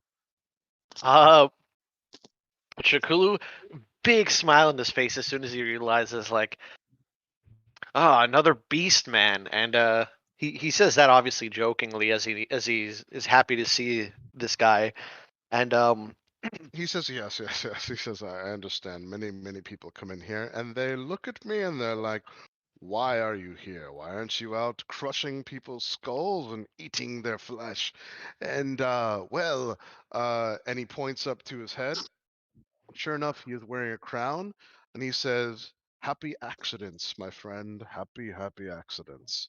So it's understandable. I get it. Plus, on top of that, I can see you're a hobgoblin, and well, you must get some of the similar things that I get. He says, "But you've come to the right place. You're looking for clothing."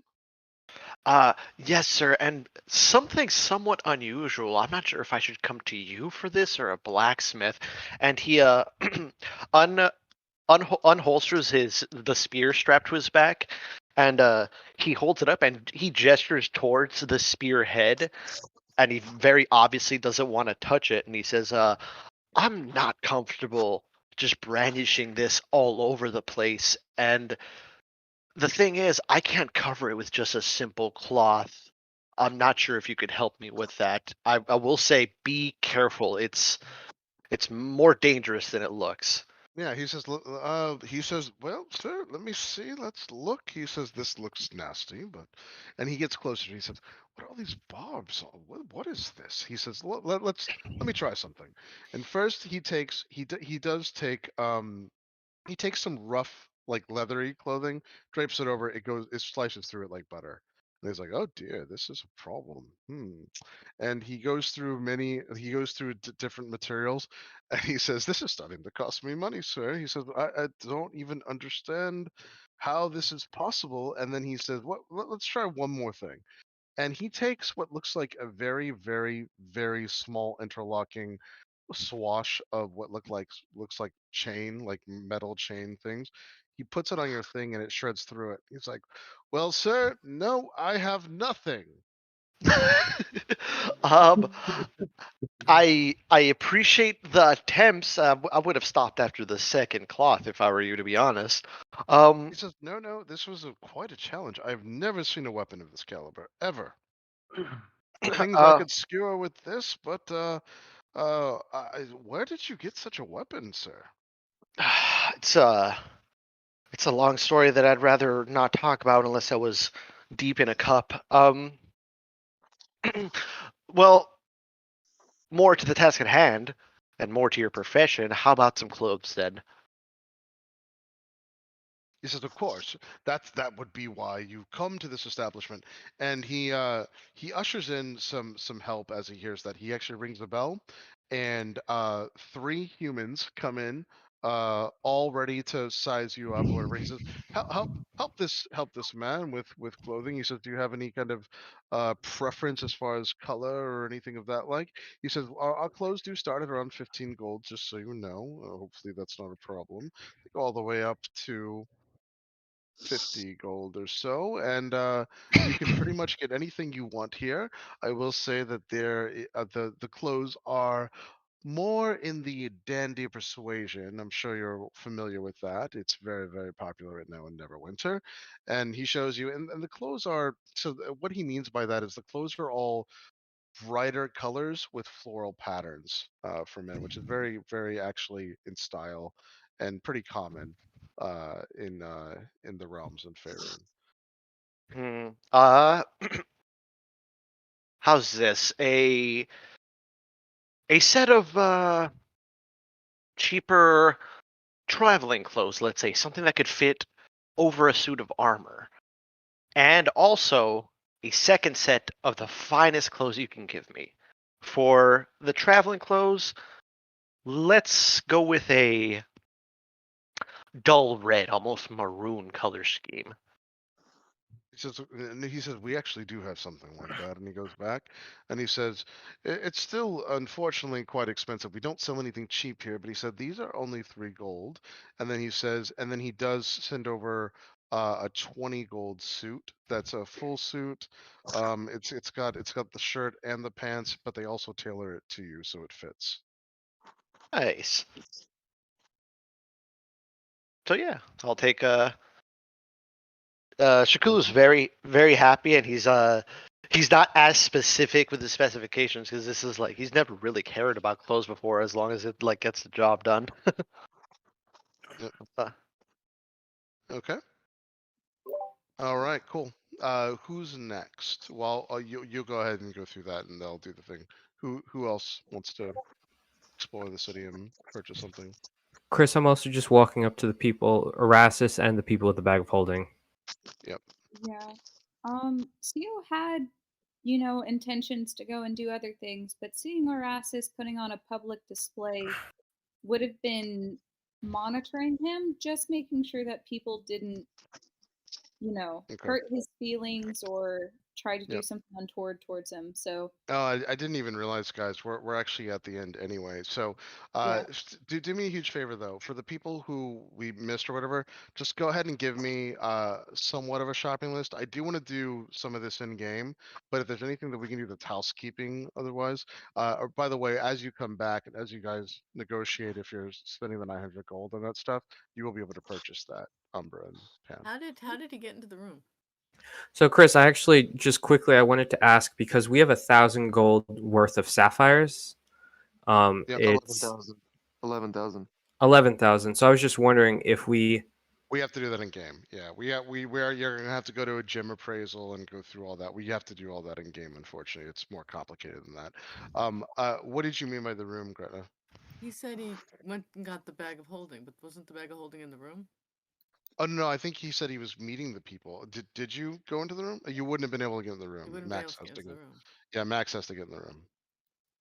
You'd have to find Max. Max has to open the door to get back to the bag of holding. Yeah, if it was left in the room there. I didn't take it. Max tried to be a nice guy, and he just actually made a really inconvenient room system. Well, Max didn't know that. Yeah, he didn't know that going Yeah. into it. I know.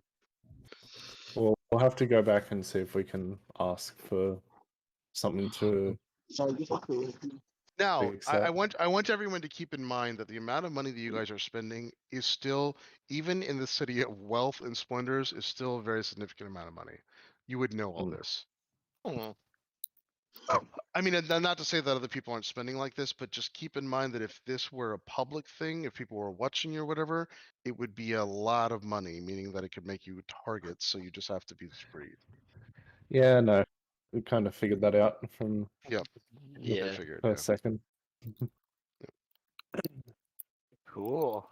Um, Also, Erastus can't. He's not able to, because I don't know if he has like proficiency in this. He wouldn't be able to appraise gems, right?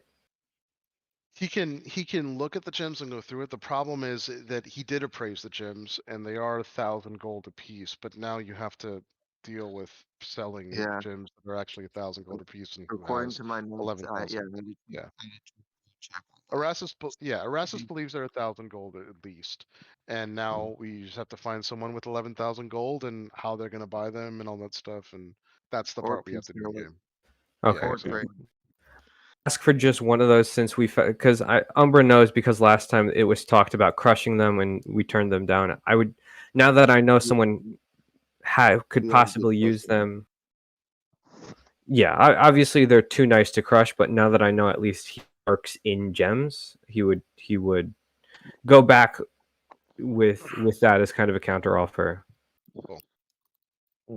But Okay. yeah. one quick thing. Just when after Max ordered his thing and his new suit, new attire, and went back to watch Erastus put on his show, he would have noticed the CEO and he would go over and say, if you'd like to go and have a look at the city, I can keep an eye on Erastus. Yeah. No, I appreciate it. Just make sure nobody treats him unkindly, and I'll be back as soon as I can. And she'll just smile and like pat you on the back. And Chris, I'll just message you what she wants to do. I feel like it's housekeeping. It's not Yep. anything, you That's know. fine. Yeah, you can message me. That's totally fine. And if Umbra Yeah.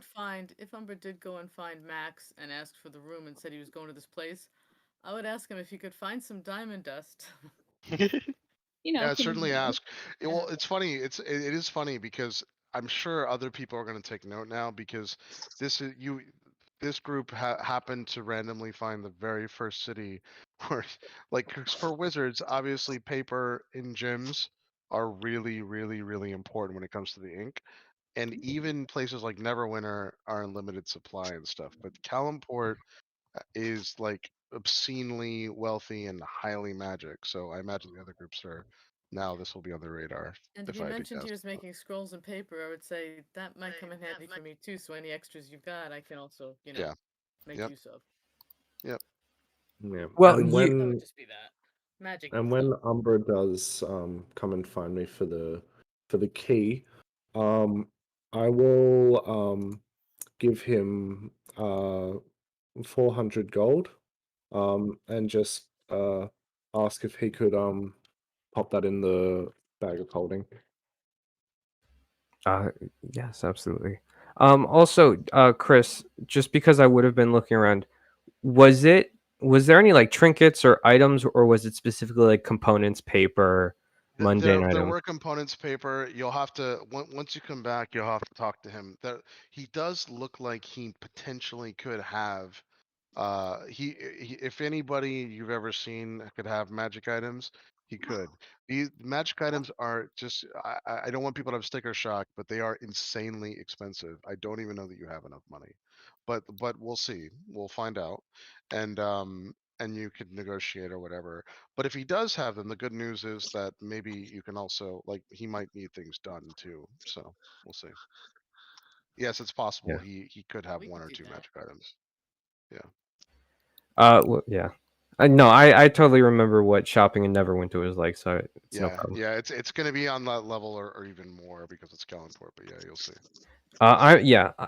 With everyone, I'm happy. I know I'm spending a ton of paper on, or a ton of coin on paper and ink, so I'm happy with that. I'm just kind of thinking for everyone, just in terms of trinkets and stuff. Well, that's the other thing too. It's not like you're the only one that can use the paper and ink anyway, so we'll see. But yeah. All right, cool guys. Thanks a All lot. right. Yeah, thank you. Good Yep. night. Full session. We didn't. Alright, We cool. didn't even Yeah. get to the role play just because there's so much other stuff to do here. It's crazy. Yeah, There's like way more to do. Yeah, you'll we're see. just Like turning it'll them be the plot hooks. Right. yeah, and it'll be up to you guys. I mean, like you could of course just buy your shit and leave too, but there's a lot to do here. Yes. I We'll think save the before we beach do episode anything, for next week. Yeah. we are buying shit and skedaddling.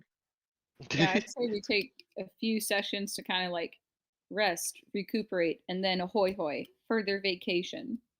Yep. Nice island I know. hopping. Chris, I'm just gonna point out you laughed at that, and I feel like something bad happened at ahoy hoy now. No, you'll have to see. No, I'm sure Hawaii is fine. I hate that answer. But Every yeah, time no, a I DM mean- gives me that answer, I just internally I get anxious. Yeah, just to give you guys like a heads up, and again, this is just because none of this is like obviously obvious, but this whole map, even though it doesn't look like it, is actually 5 maps. So there are subterranean levels that I don't give you access to because I don't want you to see them going through it. So there's like underground areas, all kinds of stuff. Obviously, the yawning freaking portal is also here for God knows why. There's structures in the back. I mean, there's a shit ton to do here if you guys decide to stay. So, yeah. All right, cool. Yeah. Yeah, Have fun, thank you very everybody. much. See y'all next week. Yeah. All right, cool. Uh, I'll talk to you guys next later. week.